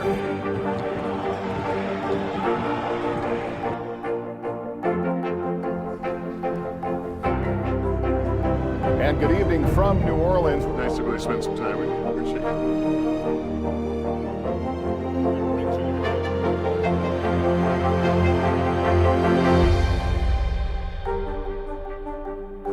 We'll meet Ukrainians who are defending their country one block at a time. When you were still in Kiev, could you hear the bombing? My name is Lester. Who's this? To cover the news, you have to be in it. This is how so many towns and cities are protecting themselves. They're pushing the gates open. Was there a school officer on campus? That's what we've been told. No. Top Story with Tom Yamas. Weeknights at 7 on NBC News Now. NBC News, streaming free now. Today is now a podcast, available every morning. Listen wherever you get your podcasts. Now Tonight with Joshua Johnson. Streaming weeknights at 8 on NBC News Now. You open the door for so many people. I love working with people. I did not do any of this by myself. Hello! Lizzo, you put a smile on every single face. It feels like Christmas or my birthday or something. Chili, mustard, onion. What happens if you reverse it? Oh, you're out. You're out. You're out. You're out. Minutes from downtown is Detroit's Brush Park neighborhood. Folks here are flocking to enjoy the good vibes at this cool Coney spot. CMO may be relatively new to the game, but loyal fans can't get enough of their chili, mustard, and onions. CMO, get it? But unlike most diners in town, here, the Coney, the sauce, and everything else on the menu is powered by plants. My name is Pete Lacombe. I'm the owner of Chili Mustard Onions in Detroit, Michigan. You could say opening a vegan Coney spot in the Coney capital takes guts and grit, and that's exactly what this family's made of. I don't follow any rules. I follow the important ones, but I don't do what everybody else does. Pete and his wife Shelley, along with their daughter Darla, launching CMO in 2018. It's the first and only all-vegan Coney spot in Detroit. I would say my wife gave me the biggest kick in the butt to go vegan, and we did. I had a vision that we were going to open a vegan Coney Island. And I told Pete that, and he told me I was out of my mind. Pete and Shelley have enjoyed many a traditional Coney as lifelong Detroit residents. When Shelley and I got married, she used to tell me all the time that I was going to open a restaurant, and it was going to be a vegan restaurant. And I said, yeah, I'm not vegan. So I asked her why she thought I was going to open a vegan restaurant. She said, you could never hurt an animal or sell animals. And I went, you're so right. Now, the family's been vegan for over 10 years. It not only saved my life going vegan and saved my life by doing something I love, I got to do something I love every single day with the people I love. Before entering the restaurant business, Pete worked in the auto industry, just like his dad and his granddad. When I was in automotive design, I ate horribly. I smoked cigarettes, I drank a lot. It was just kind of the norm in that field. That was really in my blood, but it wasn't in my soul. Cooking was in my soul. Pete's true passion coming from spending time with family in the kitchen. So we lived really close to my grandparents, and what was in my soul was food. I cooked with my grandmas all the time. My grandma, my mom's mom, really should have opened a restaurant, and I feel like I'm living that dream through her. That dream now possible with the next generation. So Darla's our manager, and she takes care of the customers so well. And seeing the woman that she has become, we're so proud of her. My wife and I, we've been through so much. We're partners in crime, partners in life, partners in love. And partners in creating a home away from home for every customer. I created CMO, the interior, to reflect like my basement or my living room, where you could come over and eat at my house. Everybody's welcome in my home. Every day, somebody wants to go tell him how fabulous this place is and how blown away they are with his food. Since it first opened, CMO has been delighting vegans and non-vegans alike with their take on hot dogs smothered in chili. The amount of love and emotion that is put into the food in every bite, you can tell that. I've never had vegan food, but it was really, really good. This just tasted so similar to it would as a regular Coney Island. You know, it's hard to come by something that's like so close to like a childhood favorite. Of course, I had to see if this Coney truly lived up to the hype. Hey, Al. Nice to meet you. Nice to meet you. Welcome to my kitchen. Well, this is really cool. We've heard all about this. When you're used to something that is meat, yeah, you know, getting them to try something that doesn't quite fit what they think it's supposed to be. For me, I let my food speak. If I put something out there on a plate that is incredible, happens to be vegan, that changes minds and hearts, and you know, it's incredible. I see your wife and your daughter standing out there. Are they taste testers? Oh, my wife for sure, yes. That's love. It is. Oh, it's love. And we'll be married 30 years this year. Congratulations. So, thank you. Let's make some vegan magic. Let's do that. The hot dog, what kind of protein is this? It's a pea and soy protein. And this is your chili. Yes. Now, what's the protein in here? This is chili? a Beyond Crumble, a plain Beyond Crumble. A lot of Coney places are hush-hush about their chili, but Pete was willing to dish a little. How do you make your chili? I use a blend of spices, salt, pepper, garlic, onion, and a few other things that are top secret. We're gonna throw that in our water. Okay. That's the hero right there. Right there. The spice is the hero. The chili's brought to a boil, then thickened with potato starch.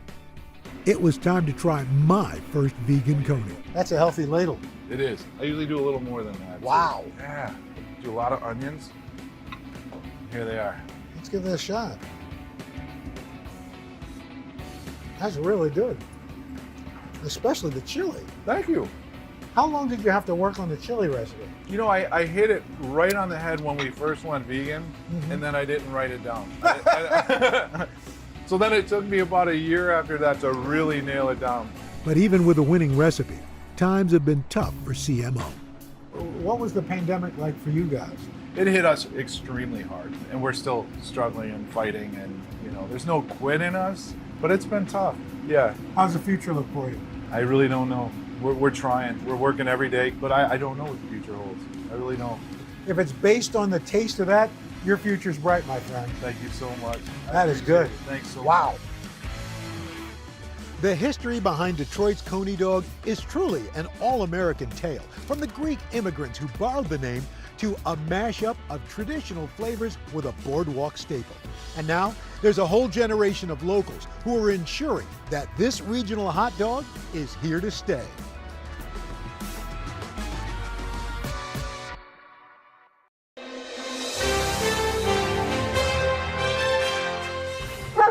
It's been a big year for pets with adoption numbers skyrocketing. That's led to a lot of questions. Here with answers, Dr. Brett Levitsky, the Chief Medical Officer at Veterinary Emergency Referral Group in Brooklyn. Dr. Levitsky, good to see you. Thanks for being here. Hi, thanks for having me. Hey, so we've asked our viewers to send in their video questions. So we want to start with Neve and her dog, Archie, and here's her question. How much exercise should my dog get on a hot day? So we know temperatures are at highs all across the country. I mean, it is brutally hot. So what do you tell Neve, Dr. Levitsky? So this is an excellent question, and I'm really glad that she asked it, especially for Archie. Dogs need exercise. We know that. They love to go outside and play. But as the temperatures rise, we need to decrease the length and intensity of their activity. If not, we run into the risk of heat stroke. That means in the heat of the day, you want to avoid going out and running and jumping and playing. Go for your longer walks in the morning and the evening when it's a little bit cooler. If you can find a patch of grass to run around on, that's better. And if you can find some shade, that's even better. In the city here, it's a little bit difficult because we have a lot of pavement. If you have to take your dog out, you should limit it to short walks so they can go and do their business and then come back in. They even sell little booties for their feet. Booties, that's a good idea. Our next question comes from our booker, Stephanie's kids, Jordan and Cameron, who have a 12-week-old puppy, Sammy. Take a look. We know he's teething, but how can we make him stop biting us? That's good. Do you have any healthy and safe deterrents from puppy biting?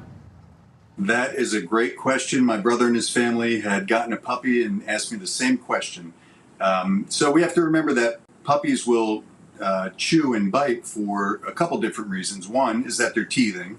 So if we can provide a puppy-safe toys, such as this one that Molly had brought in today, that gives them an alternative to chewing on your hands or clothes or your shoes, that would be great.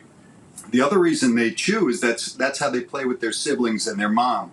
But when they get a little rough and they bite a little too hard, their mom or their siblings will let out a high-pitched yelp. So when they get to that point with you, you can do the same. Let out a little yelp or a little high-pitched ow. Also giving them a little timeout when they get too rambunctious. You can stand up, put your hands in your armpits, and just give them a moment to settle down. What you don't want to do is yell at them, because these are natural things that they're doing. And you just want to give them an avenue where they can expend a lot of energy. So if they're getting rambunctious, take them outside to play. All right. Now, we're coming up on the end of summer. A lot of folks squeezing those last-minute vacations. Our writer, Matt, his wife, Kristen, are heading on their first vacation without their pup, Indy. We were wondering if she might have more fun at a doggy daycare, or should we find a pet sitter so she can stay home where we know she'll be comfortable? That's a great question. That is. And what about for dog owners and for cat owners as well out there, Doc? So this really is a great question, and it really is dog dependent. Dogs have different personalities. So if your dog is very social, loves being around other dogs, very energetic, then you should absolutely look for a boarding facility, because then they will get to interact with other dogs. And there are many facilities that have swimming pools and large yards for them to run in. If your dog is a little bit more shy and isn't the life of the party and doesn't like to spend time with other dogs, then perhaps having a pet sitter come in, walk them so they can stay in their own home, in their own environment, that's for the best. The third category that we can't forget about are the dogs that have underlying medical conditions and they require daily medications. You should speak to your veterinarian about possibly boarding at their facility so they can get the care they need. And I certainly didn't forget about our feline friends. Cats can be a little bit more independent. They're not looking to go socialize and party with other cats they don't know. So certainly having a pet sitter that will come in a few times a day, spend some time with them in their own environment where they can play and be fed, that's by far and away their preference. All right, we have a question. Do we have time to squeeze in one more? Let's just ask, Doctor, really quickly, folks going back to work, kids going back to school, these pets are so used to folks being around all the time. What do you do? So you have to disassociate the negative aspect of you leaving. Dogs are pack animals. You're the most important part of their pack. So if you give them something positive and desensitize the negativity of you leaving, for instance, they have puzzle toys that you can put treats in or cream cheese or what have you. If you leave that toy with them as you're leaving, that's a positive that they associate with you leaving. The important thing is when you come back, you should take that toy away so they know that that's very special for when you leave the house. So it takes away some... That might be one of the best tips I've heard. In fact, you could probably use that with your kids. Listen, or you could just leave me with some cream cheese. I'll be fine. There you go. That's a whole nother story. Dr. Levitsky, thank you so much. We appreciate it. Today is now a podcast available every morning. Listen wherever you get your podcasts. We'll meet Ukrainians who are defending their country one block at a time. When you were still in Kiev, could you hear the bombing? My name is Lester. Who's this? And what do you love about fatherhood? The chaos, the learning. Is climate change one of your top priorities?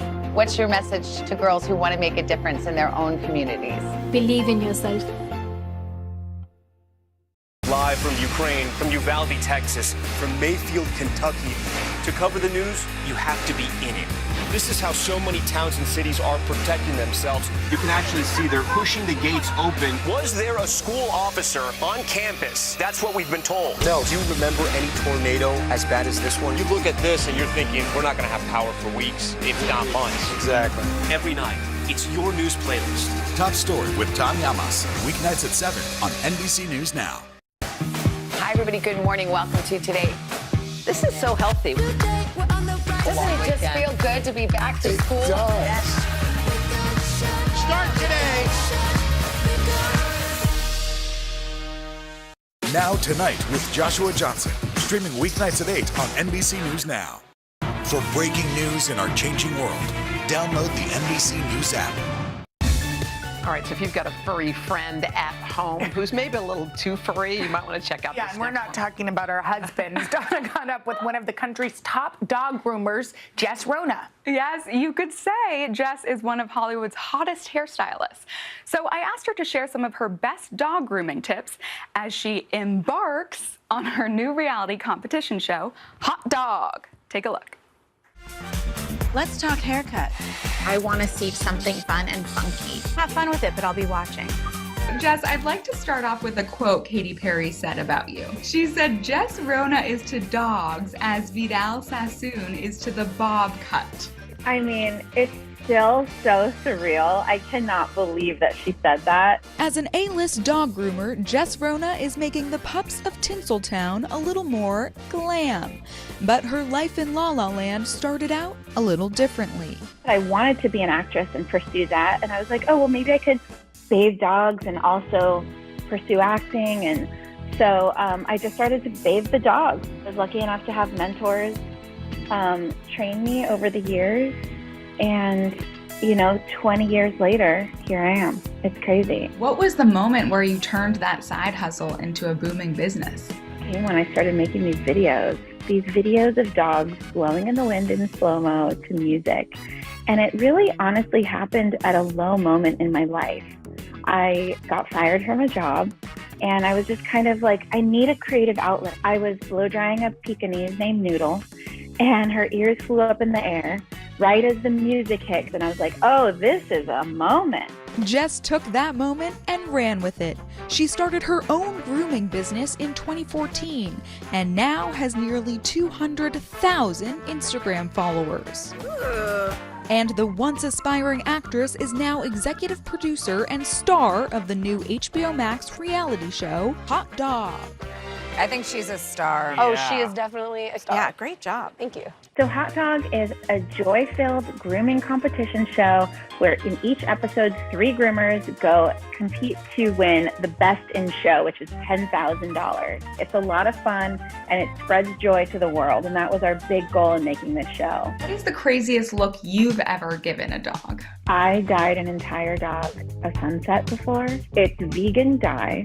Dye for dogs is basically like conditioner with pigment in it. There's no smell. It's not like human dye at all. You give a lot of hygiene tips. What are the areas you think that people should focus on? Dental is number 1, because if your dogs do not get regular dental cleanings, or at least get their teeth checked regularly, it could lead to huge problems. It could lead to infection, heart problems. If your dog will let you, just hook your finger in their lip, and that way you can take a look at their back teeth, or just take them to the vet.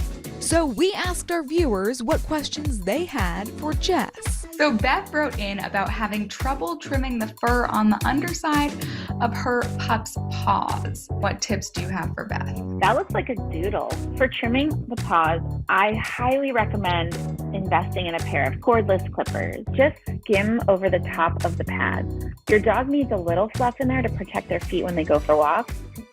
And I'm going to take my finger and just feel inside his pad and just make sure there's nothing in there. So Emily wrote, we give him baths at home and brush him. Is there anything else we should do to keep his coat shiny and healthy? Oh, that looks like a beagle mix. I would say condition him when you bathe him. I would do a leave-in conditioner on him. Use a de-shedding tool if he sheds, which would help promote some new hair growth. What are some tips you can give people who are grooming their dogs at home? Learn all about brushing your dog and just kind of make it into a ritual. Brush your dog while you're watching Hoda and Jenna. Yeah, that could be your ritual. Another tip from Jess, when brushing your dog, put them up on a yoga mat or a towel so they're not slipping around. Oh, that's smart. Yeah. That's all good advice. Welcome back to Today. We got a lot to celebrate on this Wednesday morning. It's good to have you along with us. You don't know when your moment's coming, but when it does, you take it. Everybody's good, and that's it.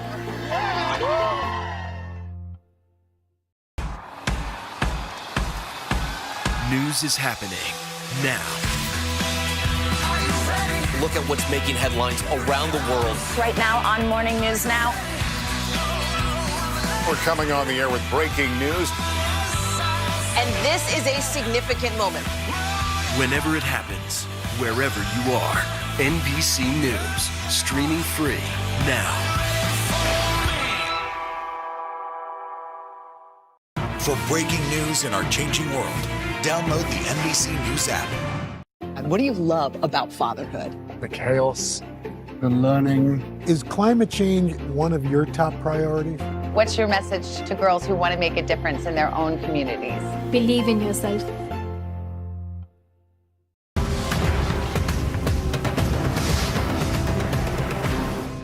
For breaking news in our changing world, download the NBC News app. Hallie Jackson Now, weekdays at 5 on NBC News Now. Live from Ukraine, from Uvalde, Texas, from Mayfield, Kentucky. To cover the news, you have to be in it. This is how so many towns and cities are protecting themselves. You can actually see they're pushing the gates open. Was there a school officer on campus? That's what we've been told. No. Do you remember any tornado as bad as this one? You look at this and you're thinking, we're not going to have power for weeks, if not months. Exactly. Every night, it's your news playlist. Top Story with Tom Llamas, weeknights at 7 on NBC News Now.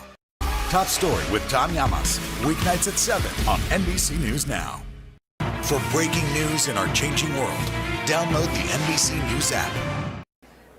Now that looks like a fast dog. Is that faster than a greyhound? Well, if you put him in a race, who would come in first? If you had a little jockey on him going. Let me ask you this. If you're going to put him on a football team, which would be your wide receiver, which would be your tight end? Who can go the farthest, the fastest? Well, I don't know any dogs that play football. That's a great one. Ed Willard was the best in that I'm movie. going to rewatch that one. That's a good one. He was playing Joe Garagiola. It was so fantastic. That's from the cult classic Best in Show, by the way. We played that for you, get you ready for our next story. All right, so here it is. So there's a new study out, and it suggests that a dog's breed actually has very little to do with its behavior. So NBC's Gotti Schwartz joins us with details on this study. Hey, Gotti. Hey, good morning, guys. Yeah, if you did all kinds of research on different dog breeds, trying to figure out which might be the best fit for your family, well, this new study kind of suggests that you might as well have been chasing your own tail, because scientists now say breed doesn't really have that big of a bearing on the personality of your puppy. They're stereotypes that are a little rough to shake off. Marley and me's loving lab, the loyal lassie, or Legally Blonde's little chic chihuahua. Hi, I'm Elle Woods, and this is Breezer Woods, and we're both Gemini vegetarians. But a new study looking at over 18,000 dog owner surveys and DNA sequencing of over 2,000 of those dogs suggests you can't judge a pup by its breed. You shouldn't be putting all of these expectations on a dog just based on what its breed is. It's almost like don't be a breedist. I wasn't going to go there, but you can. Dr. Eleanor Carlson is a geneticist at the University of Massachusetts Chan Medical School, and her team found breed type only accounts for 9% of canine behavior, and factors like sex, age, and environment have a stronger pull on dog personality, which might explain why even big dogs want to be loved like the little ones. That almost sounds a lot like the dog version of nature versus nurture. And we say this percentage of it seems to have something to do with genetics, and then we call everything else environment. And so the best we can really say based on our data is that it doesn't seem like there's a big genetic contribution. So we had to do a doggy beach outside of LA and found two Chihuahuas, tooth and bean, that couldn't have been more different. Their owners say the study makes sense to them. Each dog is an individual just like humans are. And then we met this very good girl, California, who stole the show with her tricks. Good girl, Callie, come. Do you think there's a big difference between different breeds of dogs? I think so. Like, I found that my golden is really mellow. But California's cousin Maverick definitely lived up to the name. So we thought he'd be very similar because, you know, goldens, but he's crazy. Scientists say the reason, at the end of the day, even though they look different, dogs are all really the same species, and most modern-day breeds only date back 150 years, a blink of an eye on the evolutionary timeline. And now new findings to give us pause about the way we think of our best four-legged friends.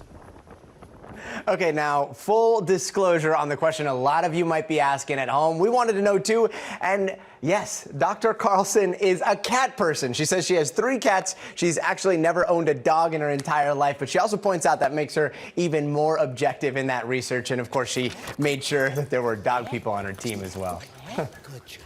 Gotti, thank you. All right, here we go. Joining us is a professional dog trainer. His name is Tom Davis, along with some furry friends. So, Tom, okay, we heard the study. Hey, guys, we heard the study, and that's one thing. But you're actually with dogs in practice. Every day. Did what the survey, the new study showed, does that line up with what you've seen day in and day out?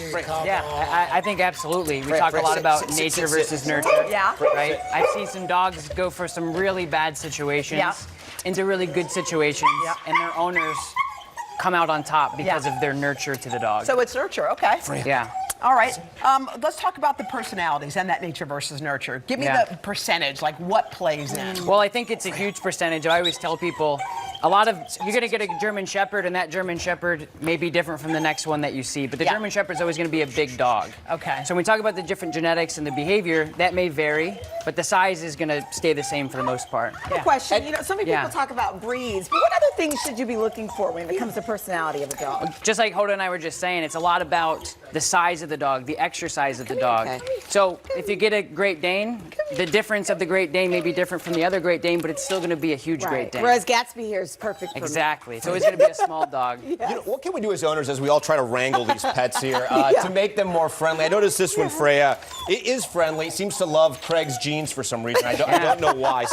How do we make sure that they're friendly throughout? Well, the most important thing is start training early.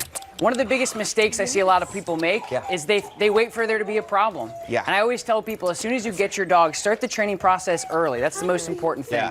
Start it off early. Okay. Okay. This is Stevie, named after Stevie Nicks. Stevie Nicks. She's got a great personality. Stevie's making Craig. She loves you. Stevie is in Come on, Stevie. I see that. Stevie's a good girl. We'll have to sign him up for training. Look at Craig. That's it. Dog's out. Bye. Mr. There's a loose dog. You got one more? Yeah, just curious. So, a lot of us go to an animal shelter. Yeah. And we want to do the right thing. Yeah. How do you deal with not knowing about your dog's background? Well, again, like the study shows, it's really about each dog is going to be different. So again, I think a lot of dogs get a bad persona or bad rap because of maybe previous breeding or something like that. But what you're looking for is you're looking to give a shelter dog an opportunity for success. So you're looking for the size of the dog and, of course, how much exercise that dog's going to need. So you're looking for making sure you're compatible with the dog and your family is as well. This is Chicken. Chicken is ready to fly out of the coop here, I think. Hey, this has been a great segment, Tom. Hey, man. Tom, thank you for all you do. Thanks for having me back. Appreciate it. So we're in the dog days of summer, and we want to keep our pups and cats safe in the heat outdoors. Oh, I'm here with little Magnolia. Here's what you need to know. We're here with Mark Peralta, the Chief Program Officer at Best Friends Animal Society. Welcome, Mark. Thank you so much. I'm so happy to be here. Yeah, so tell us, we have Magnolia climbing up my, That's and what I want to kittens say do. before we even start, all of these animals are adoptable. Yes. So if anyone wants to tune in now and they need a home. All right, so let's start. How do we keep our pets cool over the summer? It's super hot out. I think the first thing that you should do is understand when your pet is overheating. So there's signs of overheating, not one of these, but multiples of these. So if you're seeing, first off, heavy panting, that's probably not super unusual for those of us that have dogs. Right. But cats also pant as well. Dry, bright red gums. Thick drool, right.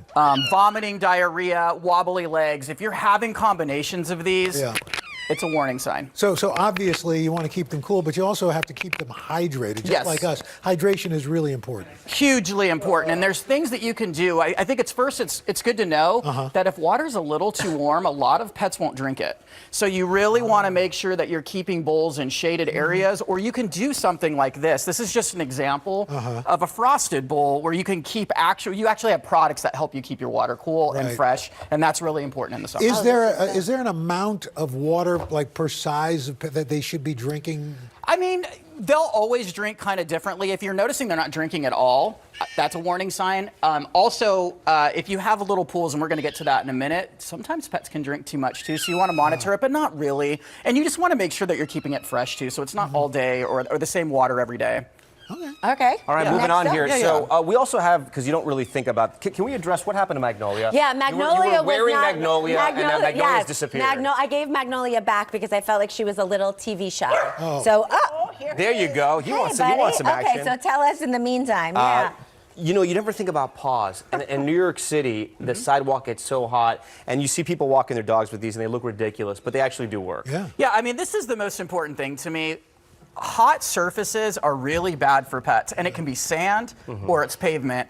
So not every pet will wear booties, but a lot of them will, and it's just one of the many things. But a really good tip, if you go outside, put your hand down for 10 seconds. If it's uncomfortable or you can't do that, it's too hot for your pet. If you can walk barefoot on it, they can't. And if you're like Jill, can you get these by Gucci? Is there any? Are there Very varieties in every shape and color. Okay. All right, now moving on, very playful. Yes. Moving on to sunscreen. I didn't know this to put, and these are just some examples, to put sunscreen on your pets. No idea. Again, it just depends. So one of the things that people usually think of in summer is shaving their pets down. Don't ever do that. It helps protect them from the sun.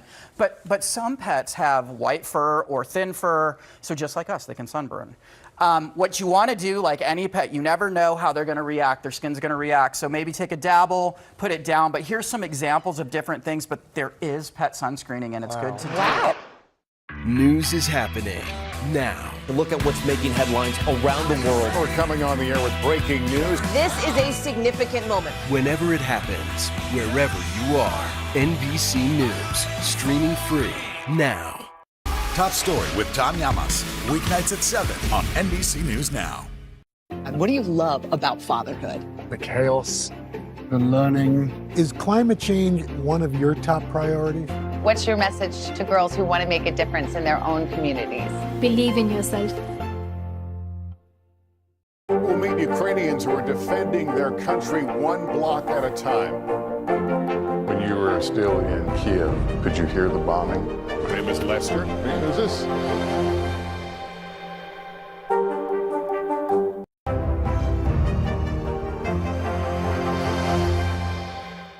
Top Story with Tom Llamas. Weeknights at 7 on NBC News Now. We'll meet Ukrainians who are defending their country one block at a time. When you were still in Kiev, could you hear the bombing? My name is Lester. Who's this? To cover the news, you have to be in it. This is how so many towns and cities are protecting themselves. They're pushing the gates open. Was there a school officer on campus? That's what we've been told. No. Top Story with Tom Llamas. Weeknights at 7 on NBC News Now. We got a group of dog owners. Their adorable pups are here, along with a professional dog trainer, Tom Davis. Tom is sharing some expert training and tips and tricks. Tom, good morning. Good morning to you. How are you? Good to see you. Good to see you. So I'm here with Tessa, and she's got the sweetest puppy named Arbor. And Arbor, how old is Arbor? She's almost 4 months old. 4 months old. So what is your question? My question is, how do I get Arbor to stop chewing on something that Chewing on things, yes. that I want her to not chew on? Yeah, I think, puppy chewing is natural. They're teething, they're going through, and they just came from a group of puppies. So they chewed on each other, they rolled each other over. Yeah. So when they come and live with humans, they're like, what do I do? Yeah. So the most important thing is teaching the drop command. What's that? Teaching the dog how to drop something out of their mouth. So if they have something, how do we teach them to let it go? So how do you do that? So let's see what we can do. Let's see if we can get Arbor into something here. It's gonna happen. We got a little We're doing toy. Okay, let's see. Arbor, what do you think of this? And Arbor's a little stimulated right now. Arbor's seeing lots of pups. Good. Yeah. So what we want to do is we want to teach the drop command. Okay. So right now she has something that's very excitable, which is food. Yeah. And what we're going to do is we're going to start saying, Arbor, get it on the food. Arbor, drop, drop. Yes, good. And then you just transfer to something else. Ah. Now, if this was at home and it was a sneaker, a couch, a toy. Yeah. How about your tone, though? That's You're how you like, do drop it. You don't go, Yeah. drop it. Yeah. You say, drop it. Exactly. What Nice. You say it nicely. Yeah, you want to say it as neutral as possible. Okay. As What do you neutral think? as possible. You gonna try? Yep, she's treat driven, so that'll work Treat-driven. for her. Okay, sweetest little puppy ever. Yeah. All right, thanks. Transfer, Let's absolutely. move on down the Hey, corridor. Tom, I want to introduce you to Carter, one of our rock star producers here at the show. And what's your puppy's name again? Reggie Miller McKay. Reggie Miller McKay. Wow, it's a Yeah, mouthful. well, they're from Indiana, big fans. So, what can Tom help you with? So Reggie's just over 1.5 years old. As you can see, he still has a lot of puppy energy, so we've been trying to work on calm greetings. He gets very excited still. Yeah. So all dogs are going to be excited, you know, when they see new people, when they get stimulated. A lot of people, what they do is they set the dog up for failure. So what you want to do is when people come over, guests, friends, family, the Today Show, whatever, people get excited. They come, Reggie, how are you? And he's like getting excited. So guest management, telling people, hey, we're in training. What I'd like you to do is just be calm when you come in. Because, of course, if I came in here going crazy, you guys would all be like, what's going on with this guy? So it's not about the puppy, Right. it's about the okay. Yeah, All so right. I call it guest management. So when people come over, just be calm. And so what I want to do is kind of demonstrate what normally people would do. And if you guys want to do it, maybe you and Hoda Well, can tell do me it. what you want me to do. Yeah, just get excited to the dog and just there you go. Reggie, Perfect. Reggie. So then what you want to do is just use your leash pressure, and then we have some rewards here. So if he jumps up, all we're going to do is we're going to give him a little pressure. Try it one more time. Reggie, right here. Yes, I know. You're a good puppy. You're a good puppy. Okay. Good. So then right when he sits just like this, you give him a little bit of food. So using your leash in the house. Everyone thinks the leash is outside. The leash is your communication. Okay. Dogs don't speak English. They speak, leash. Right. Okay. Did you get all that? Yes. Okay. Yes. Carter, you got it? Reggie, did you get all that? All right. Reggie's like, Good job, Reggie. I think Carson's got some. All right, hey Tom, this is Ricky. What's up? Ricky, tell us about Mesmer. Yeah, this is Mesmer. He's a 4-month-old Australian cattle dog. And our question is around heeling and just walking nicely on a leash. So I was wondering what tips you had around that. Yeah, so what a lot of people want to do is they want to go out and act like there's a huge problem on the leash, and of course that's going to make things worse. So what you want to do is make sure that you're in charge, right? Shoulders are straight, eyes are forward, and we're going forward. So he's with you, you're not with him. So if you want to try to demo it just right here, so shoulders straight, eyes forward. If you're both looking at each other, who's driving? Look forward, don't run into the wall. Go ahead, heel. So heel. And of course, the heel, you guys, is essentially the dog walking at your heels. Oh, is that Yeah, there you go. I didn't know that. Little tip there for you. Good, and you're gonna swing around. So just swing around, good. Okay. And then stop. Good, and then back over, yeah. What's a break command? The break command is huge. So when we ask a dog to do something, just like all of us who go to work, we wanna make sure that they have a break command. So break is essentially the dog having a break. Everyone thinks that if you teach your dog how to walk nicely on a leash or you teach a dog how to heel, that they should do it the whole time, and that's not realistic or fair. Everyone has to take a break. So we want to make sure that when Mesmer's healing, we also want to have a cue or a behavior to say, okay, break, and then we give a dog an opportunity to be a dog or a puppy. Sweet. All right. Awesome. Yeah. Thank Well, you. some good stuff there, guys. Thank you. The answers come when you need them most. Ooh, let it go. The Today Show's newest fan. Little Al Roker. What am I doing here? This is your moment. Your moment.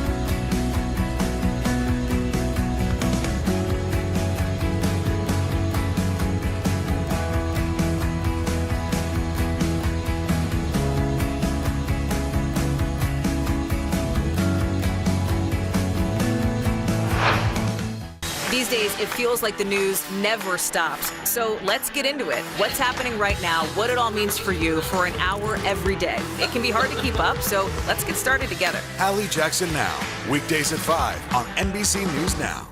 Let's go. This is a critical choke point for this fire.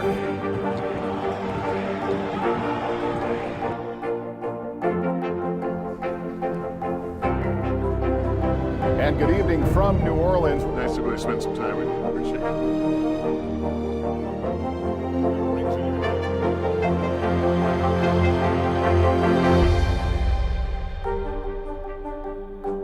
Now Tonight with Joshua Johnson, streaming weeknights at 8 on NBC News Now. Let's go. This is a critical choke point for this fire.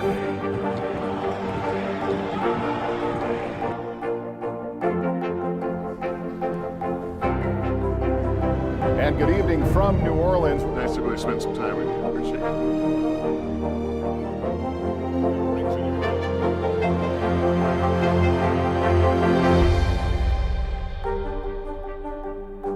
Today is now a podcast, available every morning. Listen wherever you get your podcasts. For breaking news in our changing world, download the NBC News app.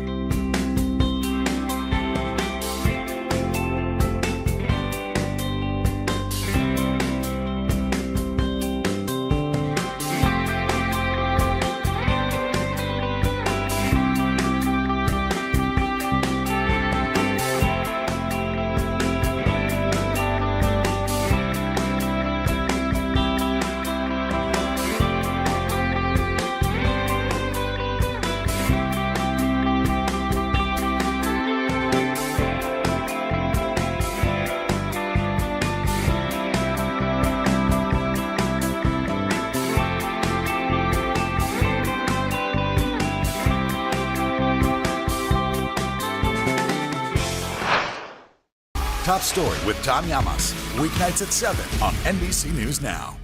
Hallie Jackson Now. Weekdays at 5 on NBC News Now.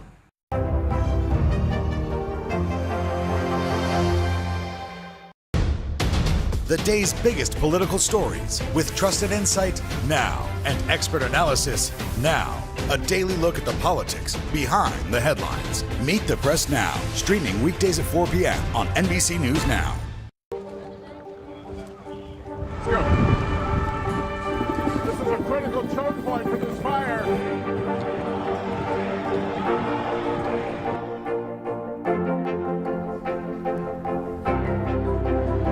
And good evening from New Orleans. Nice to really spend some time with you. Appreciate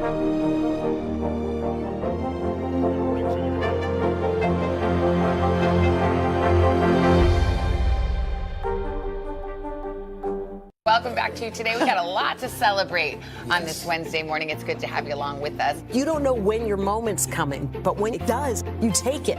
Everybody's good, and that's it.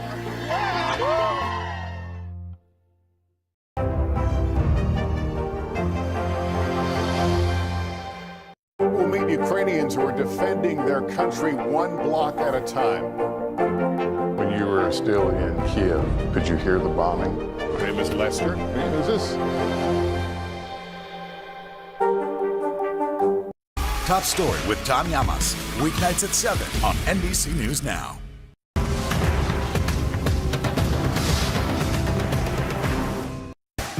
Hi, everybody. Good morning. Welcome to Today.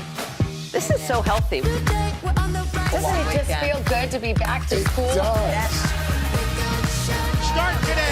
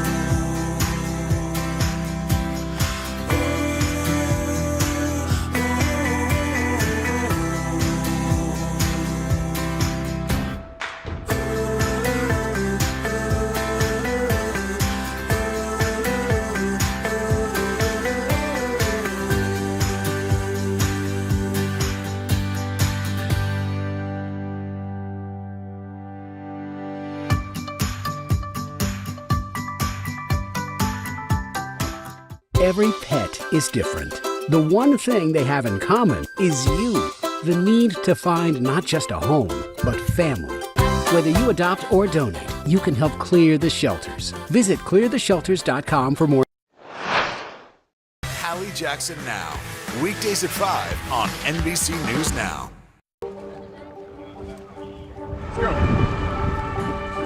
This is a critical choke point for this fire.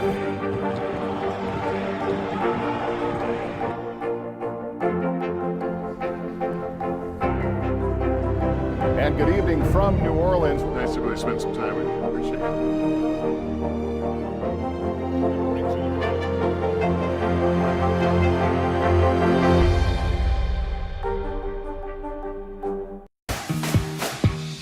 Hi, everybody. Good morning. Welcome to Today. We are going to start with some good news. Doesn't it just feel good to be back to school? Yes. This is so healthy. Here's what's happening in York. The crowd is ready. SG, you ready? Refresh and reorganize for fall. Start today.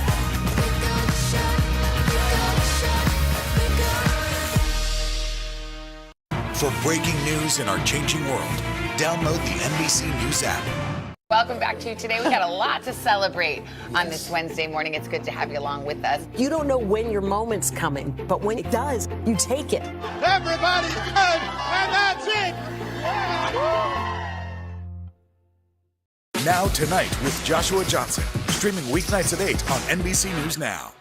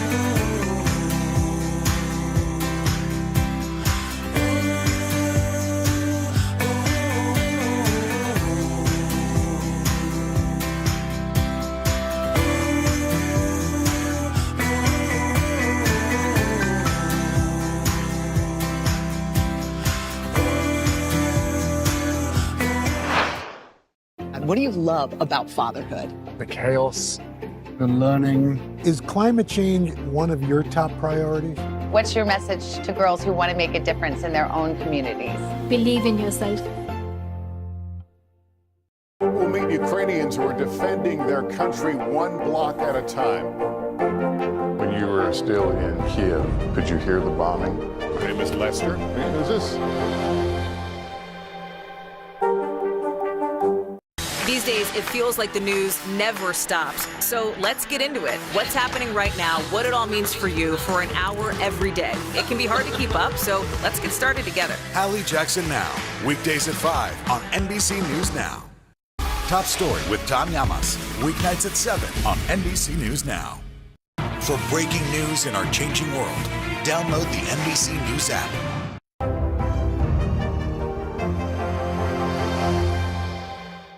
Hallie Jackson Now, weekdays at 5 on NBC News Now. You open the door for so many people. I love working with people. I did not do any of this by myself. Hello! Lizzo, you put a smile on every single face. It feels like Christmas or my birthday or something.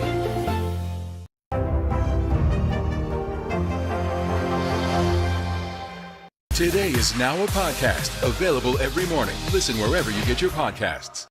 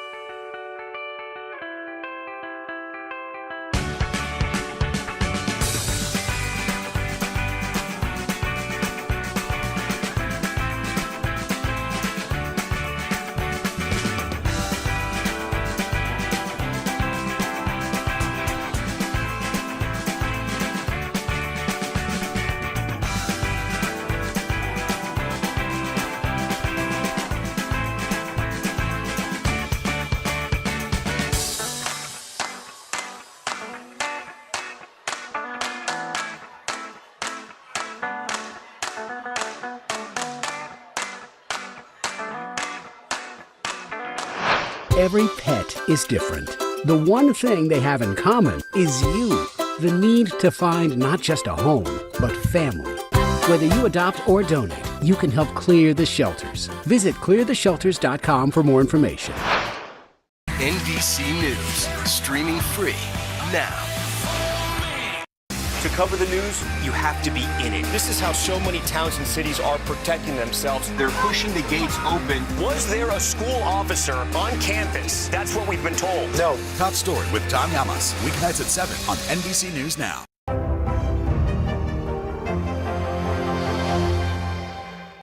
These days, it feels like the news never stops. So let's get into it. What's happening right now, what it all means for you for an hour every day. It can be hard to keep up, so let's get started together. Hallie Jackson Now.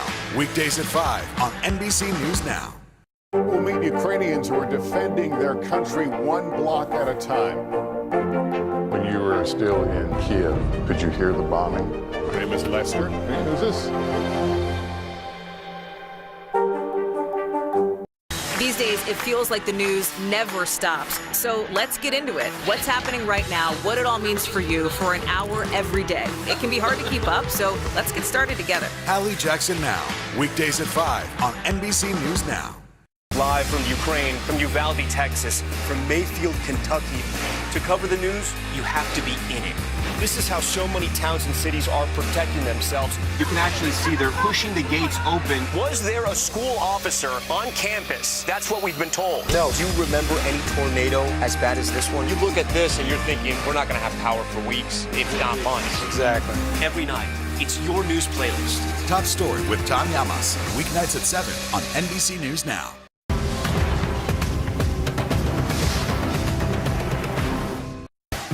Hi, everybody. Good morning. Welcome to today.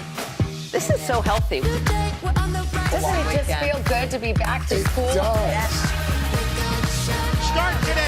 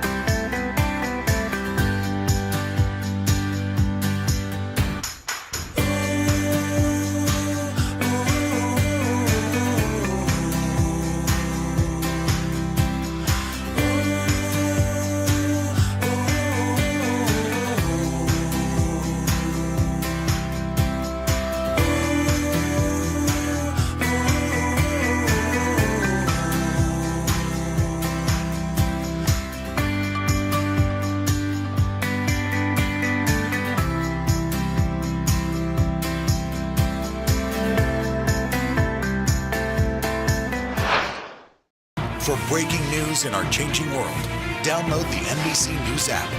Welcome back to Today. We got a lot to celebrate on this Wednesday morning. It's good to have you along with us. You don't know when your moment's coming, but when it does, you take it. Everybody's good, and that's it. For breaking news in our changing world, download the NBC News app. News is happening now. Look at what's making headlines around the world. We're coming on the air with breaking news. This is a significant moment. Whenever it happens, wherever you are, NBC News, streaming free now.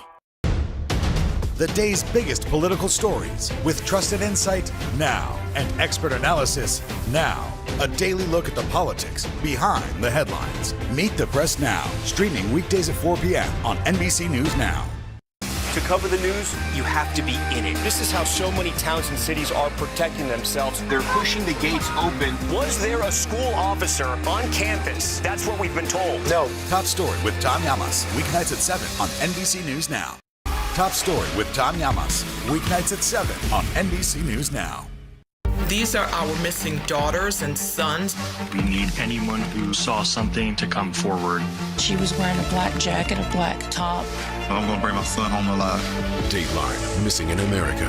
Listen to the full season now.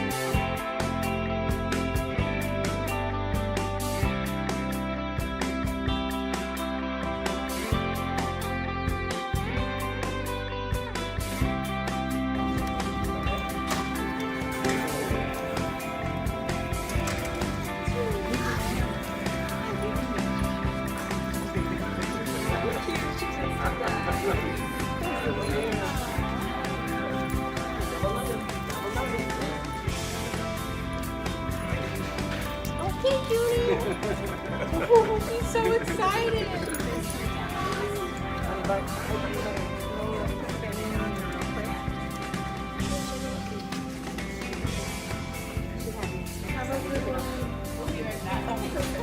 It's like, I just want to party. So cute. Here's the leash. Oh! Oh, so cute.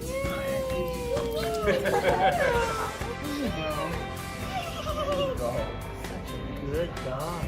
Sweet, that's not gonna hurt you. You're such a sweetie. Look at you. Good job. Congratulations. Now go buy your pants. Yep.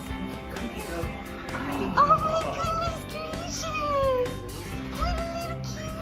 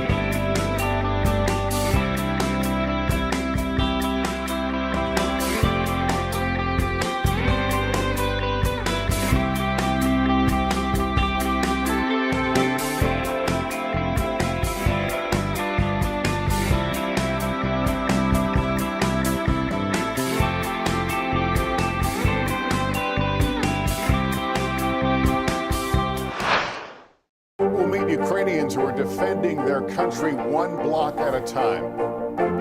When you were still in Kiev, could you hear the bombing? My name is Lester. Who's this? Live from Ukraine, from Uvalde, Texas, from Mayfield, Kentucky. To cover the news, you have to be in it. This is how so many towns and cities are protecting themselves. You can actually see they're pushing the gates open. Was there a school officer on campus? That's what we've been told. No. Do you remember any tornado as bad as this one? You look at this and you're thinking, we're not going to have power for weeks, if not months. Exactly.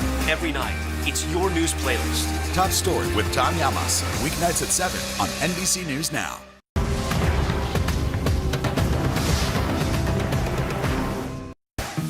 Hi, everybody. Good morning. Welcome to today. This is so healthy. Doesn't it just feel good to be back to school? It does. Yes. Start today.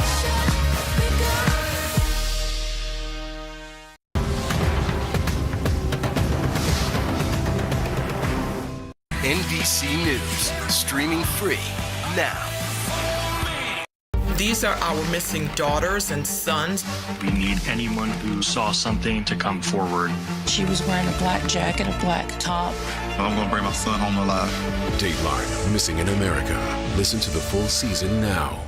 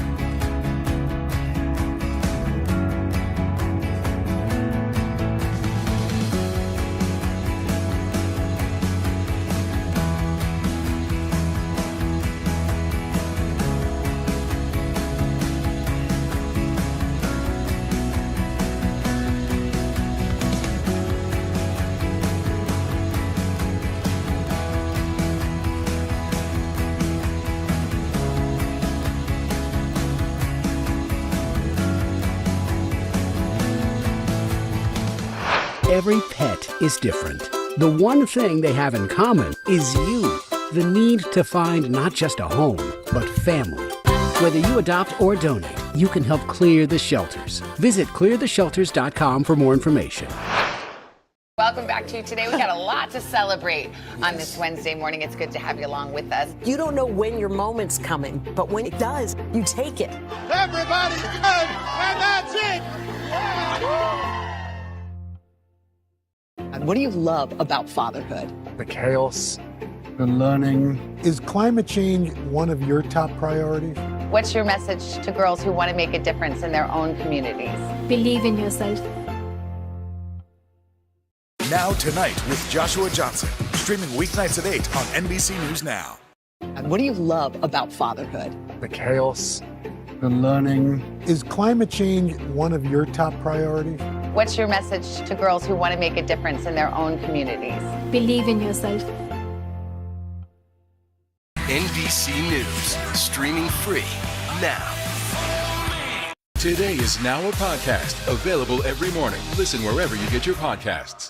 Hallie Jackson Now, weekdays at 5 on NBC News Now.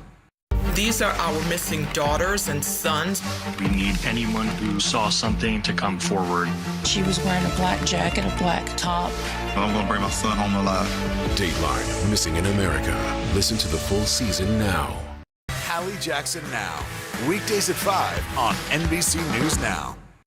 These days, it feels like the news never stops. So let's get into it. What's happening right now, what it all means for you for an hour every day. It can be hard to keep up, so let's get started together. Hallie Jackson Now, weekdays at 5 on NBC News Now.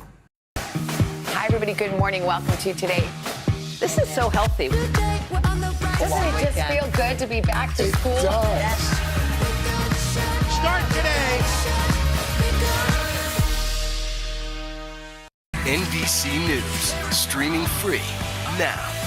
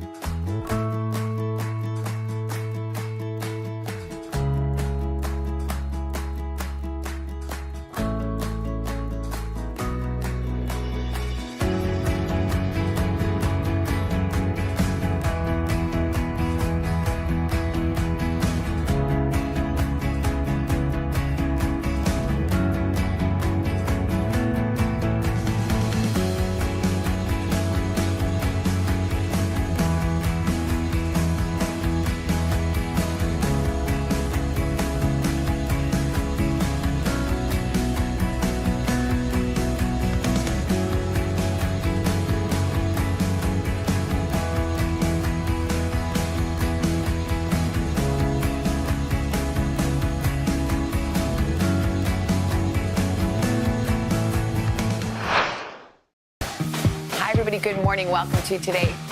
This is so healthy. Doesn't it just feel good to be back to school? It does. Start today.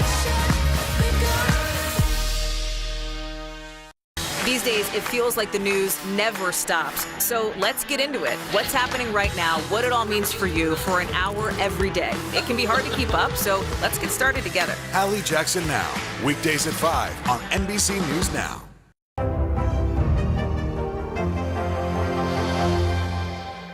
NBC News, streaming free now. These are our missing daughters and sons. We need anyone who saw something to come forward. She was wearing a black jacket, a black top. I'm gonna bring my son home alive. Dateline Missing in America. Listen to the full season now. Top Story with Tom Llamas, weeknights at 7 on NBC News Now.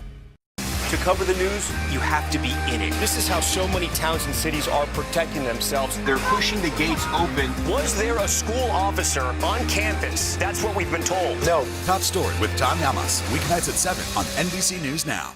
Top Story with Tom Llamas, weeknights at 7 on NBC News Now.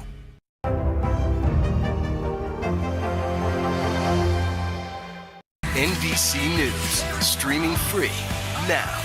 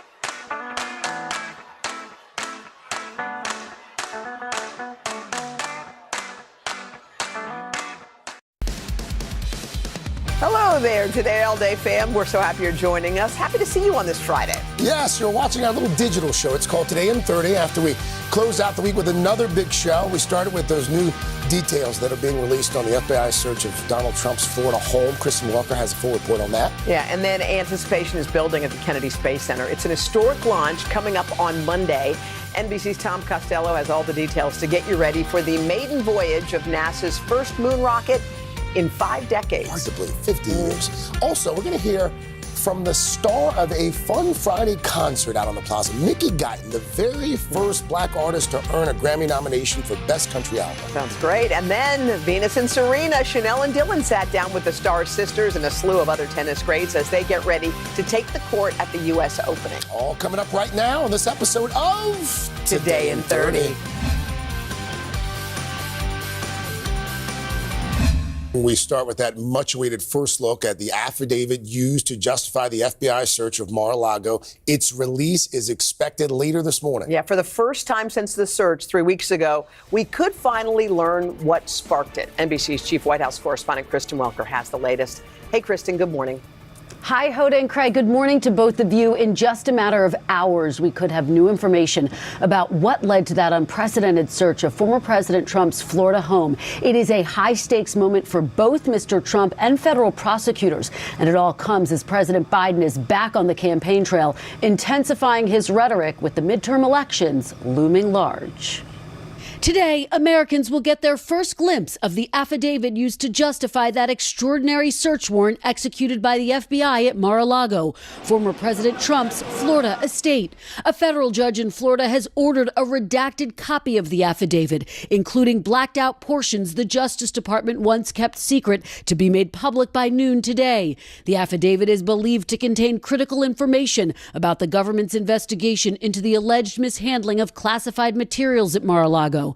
Media companies, including NBC News, asked the judge to make the affidavit public, as Mr. Trump and his allies have repeatedly called for it to be unsealed. I think what the judge do is release all the information. This way people can know whether there's a serious allegation or this is more manufactured. But the judge is siding with the Justice Department to release only portions of the affidavit, calling those redactions narrowly tailored to serve the government's legitimate interest in the integrity of the ongoing investigation. Do you think we will learn anything new once the affidavit is unsealed? I think it's more likely than not going to be a lot of big black boxes or blocks on the affidavit, sort of obliterating the part we most want to see. In their unprecedented search of the former president's estate, FBI agents seized 11 sets of classified documents, some marked top secret. Mr. Trump on his social media site describing himself as innocent as a person can be, while claiming without evidence that the investigation is politically motivated. President Biden said this week he had no prior knowledge of the search, but he's publicly focused on Mr. Trump with a fiery speech to Democrats last night. Trump and the extreme MAGA Republicans have made their choice to go backwards, full of anger, violence, hate, and division. The president also starkly attacking what he called MAGA philosophy, even saying off camera, quote, "It's like semi-fascism." Now, in a statement overnight, a spokesperson for the Republican National Committee called President Biden's language, quote, "despicable." Also today, another federal judge has asked the Trump legal team to clarify its request for a so-called special master, which is a third party appointed to oversee the review of the FBI's evidence from the Mar-a-Lago search. So a lot of legal headlines today, Hoda. All right, Kristen Welker. Kristen, thank you. All right, guys, let's turn to the excitement that's growing this morning around NASA's return to the moon. Yeah, check this out. The massive Artemis rocket right here, you see it, is waiting on the launch pad, scheduled to lift off on Monday morning for an uncrewed test flight to check out the systems before astronauts climb aboard. And if a lot of this looks familiar, it's because NASA is borrowing heavily from Apollo moon missions 50 years ago. NBC's Tom Costello covers Space Force. Tom, a lot of folks talking about this mission. A lot of buzz, a lot of excitement. People are already going to the Cape Canaveral, to watch the launch on Monday morning. We are at the Udvar Hazy Air and Space Museum near Dulles in Virginia because this really represents a turning point for NASA, right? After retiring the space shuttle 11 years ago, NASA is now going back to the moon and eventually to Mars. And to get there, they're using that rocket. It's the twin god, the twin Greek god of Apollo is Artemis. Standing 322 feet tall, NASA's Artemis rocket is the biggest to stand on the pad in 50 years. And Artemis is different. Flanked with 2 boosters, it'll be 15% more powerful than the monster Saturn V rockets that carried Apollo astronauts to the moon. And this morning, all systems are go for a Monday morning launch and an uncrewed 42-day test flight to orbit the moon. We are pushing the vehicle to its limits, really stressing it to get ready for crew. We've mitigated the risk as far as we can, and now it's our time to get to launch so that we get that data that we need to put crew on it. Within 2 years, astronauts will ride on top of the rocket in the Orion crew capsule. The entire Artemis Orion stack looks something like Apollo on steroids, with some critical upgrades for future astronauts. Orion is a lot bigger than Apollo. Instead of 3 astronauts, 4 astronauts fit in these chairs here. They have a retractable rowing machine right here for exercise. And something Apollo didn't have, underneath my feet, a commode. And NASA is also testing out this new astronaut suit for future missions, replacing the suits worn by shuttle astronauts. The new suit designed to keep astronauts alive for 144 hours should their spaceship suddenly lose cabin pressure. See, there's a little feed port here where, using a specialized bag design, we can put liquid nutrition in, think of like a protein shake, in there, and the crew member can turn their head in the helmet, be able to drink that so they have the proper nutrition. How is it in there? Is it hot? It feels good, nice and cool, sir. Cool. Yes, sir. I have a cooling garment underneath, as a tube that goes from left to right all the way across that keeps me nice and cool. Even on a hot Houston day. Yes, sir. If this uncrewed Artemis mission goes well, an astronaut mission will follow, then a lunar landing in 2025 and a moon base. Returning from its mission, Orion will re-enter the Earth's atmosphere even faster and hotter than the space shuttle. Mach 32 and 5,000 degrees. A brand new heat shield will protect future crews before parachuting into the Pacific Ocean. The main objective that we really want to get out of this test flight is that stressing that heat shield, getting a test of that new Orion heat shield at lunar reentry velocity.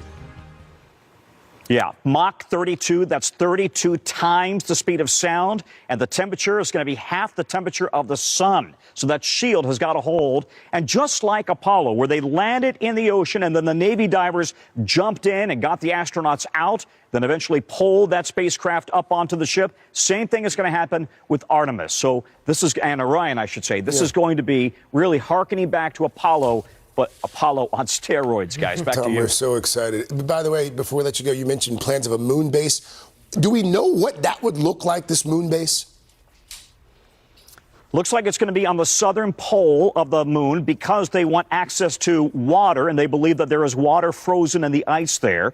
They need that for drinking water, potentially, also fuel. They also got to figure out, though, how long astronauts can stay there. They've got exposure issues with radiation. They got to have consumables. They got to be able to figure out how they dispose of waste. So there's a lot of work to be done there, but that's the plan. Eventually building a lunar base for short-term duration stays, you guys, before eventually going on to Mars.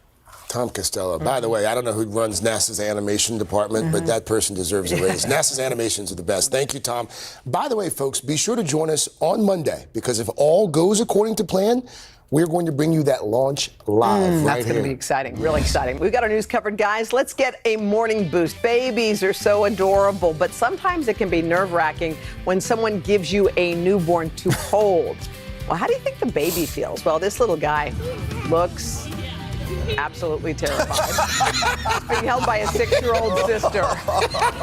It's probably not her fault. I mean, look, the person who posted the video said it was recorded at a fair, so maybe it's the bright lights or the butter sculptures or something around there that was making the little one feel a little bit uneasy. But that's wow. By the way, that's going to be replayed at both of their weddings That's at some funny. point.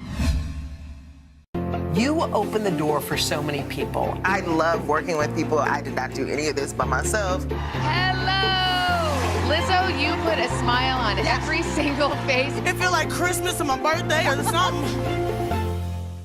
What do you love about fatherhood? The chaos, the learning. Is climate change one of your top priorities? What's your message to girls who want to make a difference in their own communities? Believe in yourself. Today is now a podcast, available every morning. Listen wherever you get your podcasts. Hallie Jackson Now, weekdays at 5 on NBC News Now. You open the door for so many people. I love working with people. I did not do any of this by myself. Hello! Lizzo, you put a smile on every single face. It feels like Christmas or my birthday or something. NBC News, streaming free now. Top Story with Tom Llamas, weeknights at 7 on NBC News Now.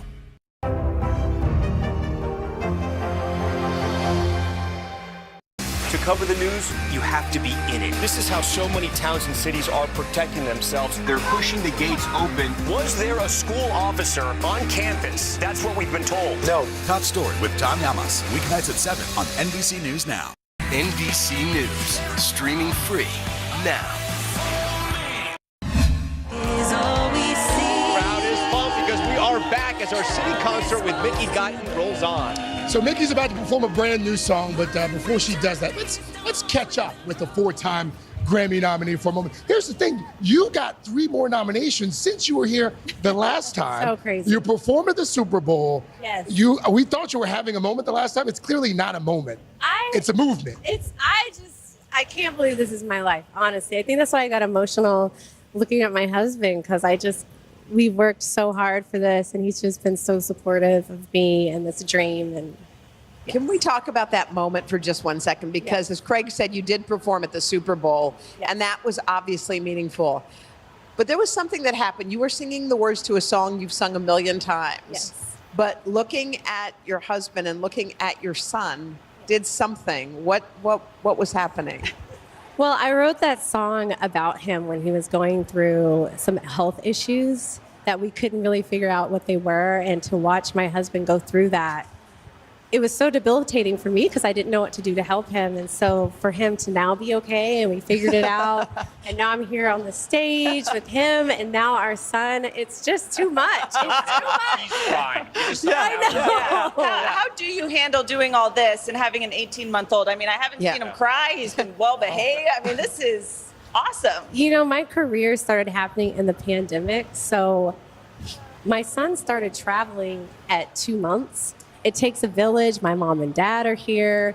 My sisters help me. Wait, where are your parents? They're my there too? hairstylist helps me. My whole team helps me. Oh, yeah. Everybody helps me. It's truly... It's your crew right there. It's a village. It's a village. Yeah. And, you know, as moms that have careers, you know, we all know that it takes a village. So that's kind of how I do it. I don't do it by myself. Tell us about the new song, because I know a lot of people are talking about this, and what the inspiration behind it was. Well, you know, I really dialed back on social media because sometimes it can be a lot, and I'm sure we can all agree. And it's, you know, real life is not always indicative to what we see on social media. And so once I put that away for a little bit, what I saw in front of me was love. And that's what I wrote about. I think the world needs so much of it right now, especially right now. And so that's just what I want to do, is bring love and light. And that's where I'm at right now. That's what you do. Wow. You're doing it. Yeah, Mickey, you've been so incredible. I feel like we watched you in the beginning. You have. We did. We saw Mickey before Mickey was Mickey. I didn't even know what I was. And you've taken off like a rocket ship. What do you see for your career as you look down the road? You know, I want to continue being an advocate for people of color and the genre that I love so much. And I want to continue releasing music and focus on that. Like, people really need to see that. I'm a funny person. People don't always get to see that. And so this is that era. Hallie Jackson Now, weekdays at 5 on NBC News Now. Welcome back to Today. We got a lot to celebrate on this Wednesday morning. It's good to have you along with us. You don't know when your moment's coming, but when it does, you take it. Everybody's good, and that's it. Top Story with Tom Llamas, weeknights at 7 on NBC News Now. To cover the news, you have to be in it. This is how so many towns and cities are protecting themselves. They're pushing the gates open. Was there a school officer on campus? That's what we've been told. No. Top Story with Tom Llamas. Weeknights at 7 on NBC News Now. Hi, everybody. Good morning. Welcome to Today. This is so healthy. Doesn't it just feel good to be back to school? Yes. Start today. Hallie Jackson Now. Weekdays at 5 on NBC News Now. News is happening now. Look at what's making headlines around the world. Right now on Morning News Now. We're coming on the air with breaking news. And this is a significant moment. Whenever it happens, wherever you are, NBC News, streaming free now.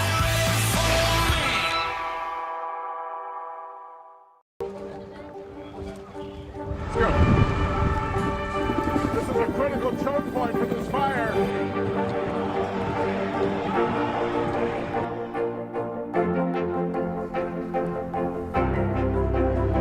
And good evening from New Orleans. Nice to go spend some time with you. Appreciate it.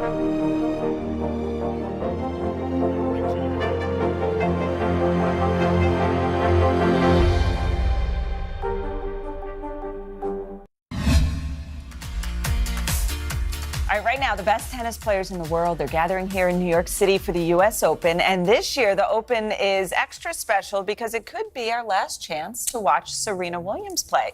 Well, Chanel and I had the chance to head down to the Lotte New York Palace Hotel and chat with some of the sport's biggest stars, including the Williams sisters.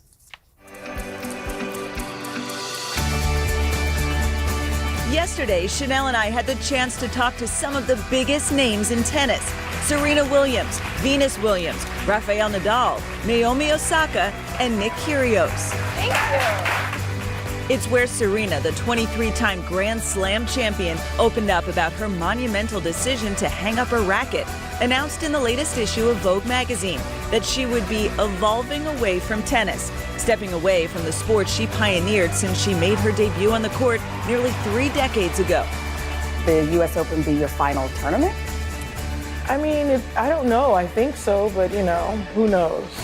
Could we see you maybe in Australia? I'm sure there are people who are hoping. Yeah, I don't think so, but you never know. I've learned in my career, never say never. And while Serena's still taking the court at the U.S. Open next week, it's Australian tennis player Margaret Court who holds the record for most Grand Slams of all time, 24. Serena, we've heard the number 24 over and over and over. What's your take on how you wrap your mind around breaking records? I've already broken the record. I never dreamt of having this many Grand Slams or titles. I just thought I would just play tennis and maybe win a Grand Slam or two. So for me, it's all a bonus. After facing a packed room of tennis fans, we took a little more time to catch up with the Williams sisters. This whole journey is going to be emotional. I love what I do. It's nothing about me not loving my job. I love it. I've been playing it my whole entire life. So it's very emotional to evolve into something new. Did you discuss this decision? I mean, was there advice going back and forth? We don't talk much tennis, but I did ask Venus some questions about next year. But yeah, we don't. We'll keep that here with that. It's still business. Like, she still wants to play. She still wants to win. When she walks on the court, she wants to be focused. So this is the moment now for her to do that, like all the other moments. And then when that moment is over, then the next moment will be here. It's clear the sisters, who have dominated the court for more than 25 years, are entering new chapters in their lives. For Serena, her main focus is on family and being mom to her 4-year-old daughter, Olympia. You said you've never really been away from her for more than 24 hours. And look, I've got 3 kids, she's got 3 kids. That's not easy to do. So how have you been able to do that, and how has she changed you? It's super hard because there's so many things that change, but even though those changes happen, they still have to fit in your life. You don't want to just lose who you are. So for me, that's kind of how it is. Like, she fits in my life. Do you want more kids? Yeah, for sure. Yeah.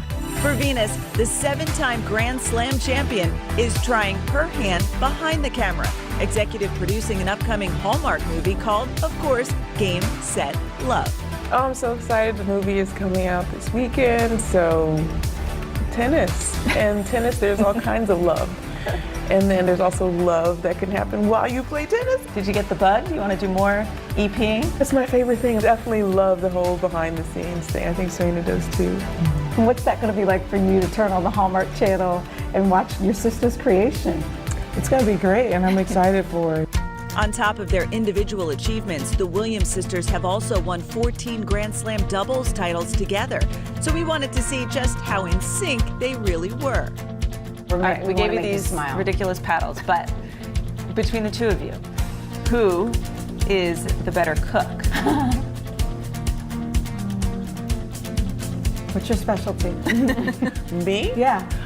Oh, I'm not actually a cook. I just cook whatever comes to mind. All right, who's the most stubborn?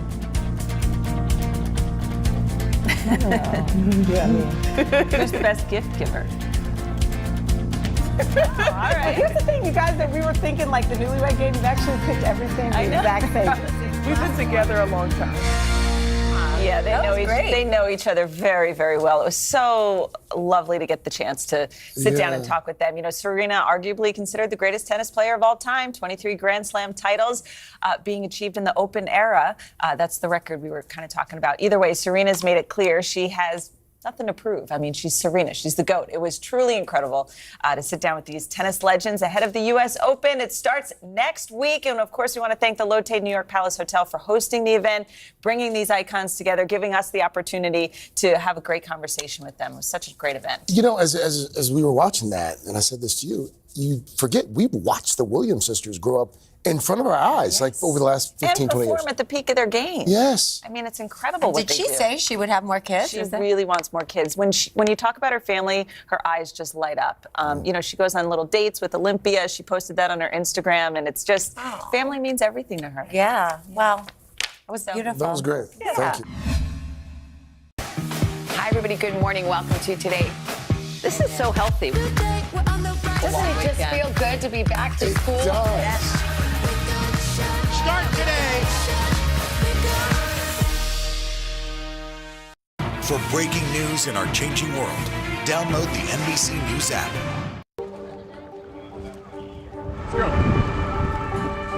This is a critical choke point for this fire.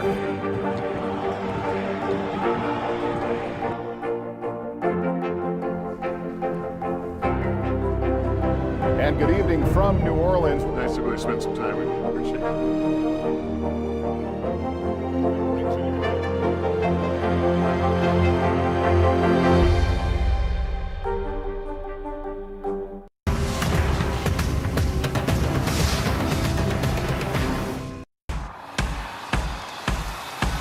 News is happening now. Look at what's making headlines around the world. Right now on Morning News Now. We're coming on the air with breaking news. And this is a significant moment. Whenever it happens, wherever you are, NBC News, streaming free now.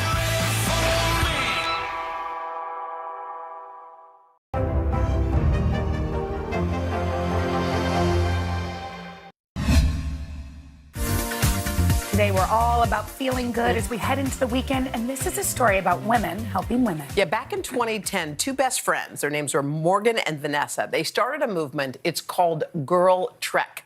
They wanted to help Black women in their community reclaim their health, their history, and futures by simply walking. And now this sisterhood is changing lives one small step at a time. Take a look.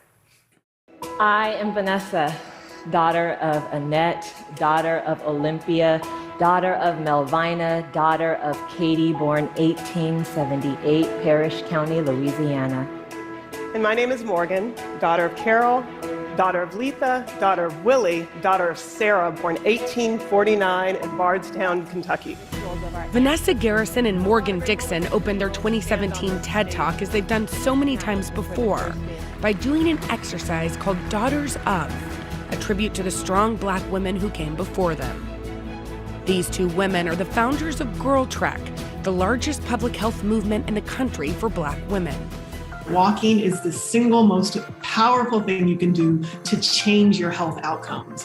That walking just 30 minutes a day, 5 days a week can do wonders. We started as two friends, and now we are 1 million Black women across America and increasingly across the world who are walking with Girl Trek. But before there were 1 million women walking, there were just 2. Morgan and I met in college in California. We were both full-time students who were working full-time jobs, and we connected at that job over a shared love of poetry, Black history, activism. Vanessa was hilarious and kind and had these big eyes that were just so expressive. We had so much in common around just all sorts of things. After graduation, Vanessa and Morgan settled into the suburbs of Atlanta, got married, and started their careers. But they felt called for something greater. You're like, there has to be more. We somehow had found some kind of a loophole through education and through the real sacrifices of our families. It didn't feel like enough, just live this kind of small, joyful life. When I was a school teacher, I started taking girls hiking. And one of the things that Vanessa and I started talking about is what would it look like if we expanded the impact that I was seeing there and invited not just the daughters, but their mothers. The mothers would bring the daughters and maybe even bring their own mothers, and we would have generational healing. On Easter weekend 2010, Vanessa and Morgan put out a call to their network of women. The challenge? Walk with them for 30 minutes a day, 5 days a week, for just 10 weeks. More than it being inspiring, it was transformational to the women who had walked. Women who were saying, when are we going to do this again? This is the first time I felt connected, felt alive. I'm getting off medication. Not just saying that it worked, but they were asking, like as a lifeline, saying, can you provide more of this? And that's when we just knew we were onto something. So with Girl Trek, now we walk every Saturday morning. They are now starting to realize how important it is to get your health in order. And we do it simply by walking. It has changed my life.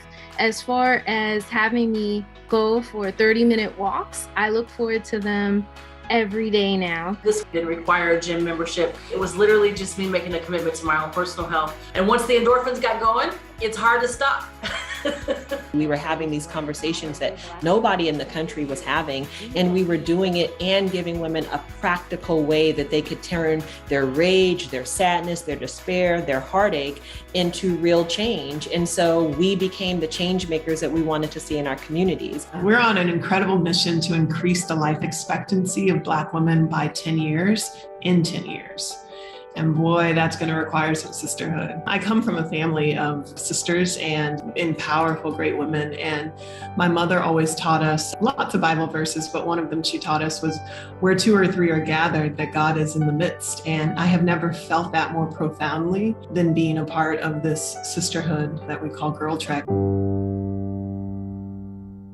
Aren't they so I love them. Okay, we also got to share with Morgan and Vanessa that Planet Fitness was donating $20,000 to Girl Trek to help promote their mission. Girl Trek has since been able to establish a new coaching core with 100 leaders in neighborhoods around the country. And this summer, they launched the Jumpstart Challenge that women can do free from anywhere. Oh my gosh, I know, they're amazing. Changing the world one step at a time. Come back on Monday. We got another big week ahead. We're going to see you then. But until then, have a fantastic weekend, y'all.